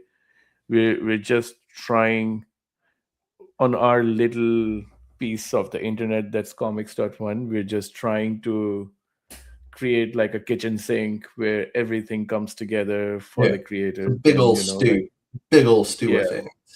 yeah, and all of us are in it together, like the whole indie industry. Oh, no, 100%. And you're not just building a platform. At the end of the day, you're building in an economy for indie creators to thrive in. And, everybody is kind of, if you've got your hand in indie comics, you're kind of getting a slice of that pie too, which is really cool. So, but I think we got one more segment, man. I didn't think we were going to go this long, but it's been such a freaking amazing conversation to be having with you and to bring this platform to the masses. Is the current comic distribution model broken, you think? That's a very good question. Depends on what part of comic book you're talking about. I think mainstream has figured itself out. Yeah, we knew that was going to fix itself. It was just going to be getting through that rough patch for 6 months, right? Yeah, for the fall of Diamond has been like a downward spiral for most of the Yeah. small press indie publishers Yeah. who were I mean, trying to you distribute have them. Coffin left. Like Coffin started their own platform. Zenscope went to Kickstarter, which I was sad Yeah, to see them go because I'm a big fan of their Twisted Tales and stuff. And yeah, it kind of sucked to see them go, but I understood because they were yeah, almost killed by Penguin. yeah. There's also like, like the new things have come up, like Filbo, like you mentioned earlier. Filbo Yeah. has come up as a distribution one for They've been indies. around for a little bit though, and they're starting to really pick up steam, I think. Yeah, there's massive indies that has come up post that. So there's definitely a lot of like there's a bunch of others that we keep hearing. There's mainstream prose book publishers distributors that have started venturing into comic books. Yeah, Um, Titan. Comix.one. There's one more that I think it's literally called indie book IDP, indie book publisher. Okay, I haven't heard of them yet, but I do know Titan because they do Gun Honey and a few other titles. Oh yeah. Because Yeah. one of our fellow publishers who are on the platform also distribute with them. So they're like So you're there's not a lot just of limited. You're not limiting people to just like, oh, if you're with us, you're with us. You're allowing them to have other yeah. avenues as well, which I think is really cool because a lot of people try to lock it down, and you're not trying to do that. You're still leaving it open for people to do what they need to do to get their books out to people. Yeah, absolutely. We don't want to lock it in for anybody because at the end of the day, it's creators, it's their baby. We don't really want Yeah, to, no, 100%. Yeah, you know, yeah. We want to facilitate. We don't want to, we want them to have more avenues, not less. no, 100%, and that's why what I do is really fun. It's another one of those avenues. So. Yeah, But exactly. why do you think platforms like yours haven't existed before now? Do you just think the technology wasn't there to support it yet, or what do you think? I mean, No, mine is Comixology, but I'm not really counting them because they kind of sank.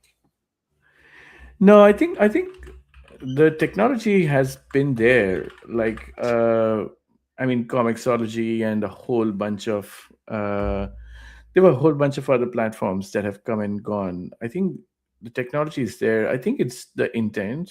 That's one, and like, Yeah, there's also like this whole the industry side of things where venture capital comes in. These platforms are good for building, like they can sustain themselves, but they're yeah, not really good candidates for being acquired. So like Comixology got acquired by Amazon, but Amazon could not keep up at the same pace because we know comic book fandom is a niche thing. It's not yeah, a mass market thing. You books can be read by anybody from like the like prose books can be read by anybody from age 1 month to like you can read it, buy it for your 1 month old baby to like to a 170 80 yeah. year old person, like anybody can read it. It's a No, mass that's cool. market That thing. because that was literally my next question: is what do you think Comixology got wrong? and Yeah, selling out was what they got wrong. there are like 10 other platforms that I've spoken about. Like Joey Esposito was talking about some other platform that came up. I forgot the name. There's a whole bunch of them that came up in the early 2000s, and they were trying to do the similar thing, but they all went away because, and the creators feel the pain because they're the ones who invested a lot of time and energy and love Yeah. in those platforms. And when those go away, um, yeah, they're the ones losing. Everyone's like the fans lose that, and you lose access to those books, and that's why people are jaded with digital a little bit. So we that's why even if you look at on the platform today, when you purchase a book, there's always a download button. You can always read on the platform, but there's always a download button. You can always Yeah. back it up. You will Dude, never that's so lose cool. it. Yeah, that's amazing. All you need is a big enough hard drive, right? Yeah. So at this point, we are entering a new era for indie comics, which is really cool to be at this kind of crossroads per se of for indie comics. We're no longer confined to Kickstarter or Indiegogo or Zoop. We are taking that next step forward, right? And again, we don't need permission to do what we do anymore. We're not seeking a publisher. We're doing it all ourselves at this point. And it's such a cool thing to do. But we're there, man. So where can creators and people who enjoy indie comics sign up for Comix.one? So at the moment, we've kept it concierge based, but I can shout out the link where creators can come and onboard directly. So it's comics.one/signup/creator, and I can paste it for you in the chat. Yeah, I'll have the link in the description. Actually, the link is in the description for Comix.one, and they can just follow it in there. Yeah, or if you just sign up and email me, I'll convert it into a creator account for you. So for creators, that's the case. Mhm. If you're a reader, you can just either download the iPhone app or just sign up on the website. There's a whole bunch of free comics you can get for free Yeah. and read, and yeah.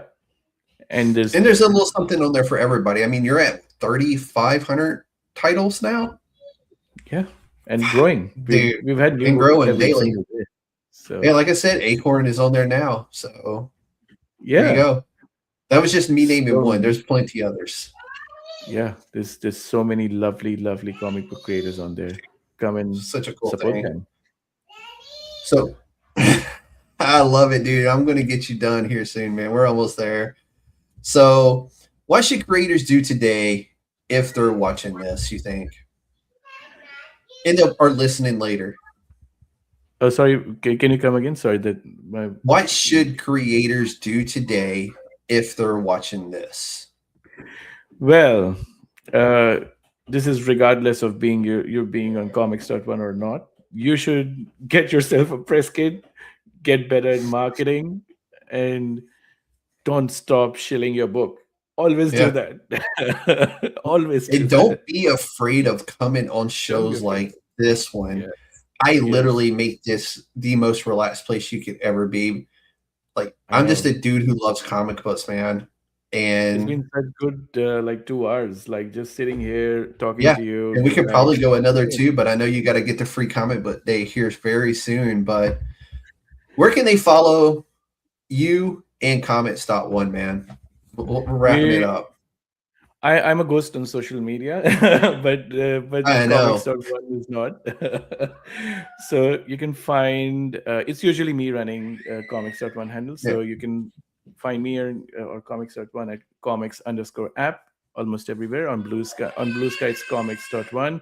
On TikTok it's Comix.one, but it's comics_app everywhere else. So find us, follow us. We post a lot of very cool creator features where you can actually learn about behind the scenes of comic books and creators themselves. So yeah. I love it, dude. And all those links, I think, are down in the description below of this. And it'll also have more of the links when this goes live on YouTube and on podcasts and platforms later. But if indie comics are built on passion, then the next evolution will be built on infrastructure. Tonight's conversation wasn't just about a platform. It was about possibility in a system where creators don't just launch, they sustain, where stories don't disappear, they continue to live, grow, and reach new audiences. And maybe, just maybe, the future of indie comics isn't waiting to be discovered. It's already here. But make sure you like, follow, and share, because this has been the USDN Podcast, where indie comics come to life. And as always, I'm the chairman. That's Saurabh. And ladies and gentlemen, the Council of Nerds is adjourned. Y'all be safe. Happy weekend. Thank you so much. Have a good weekend, everybody.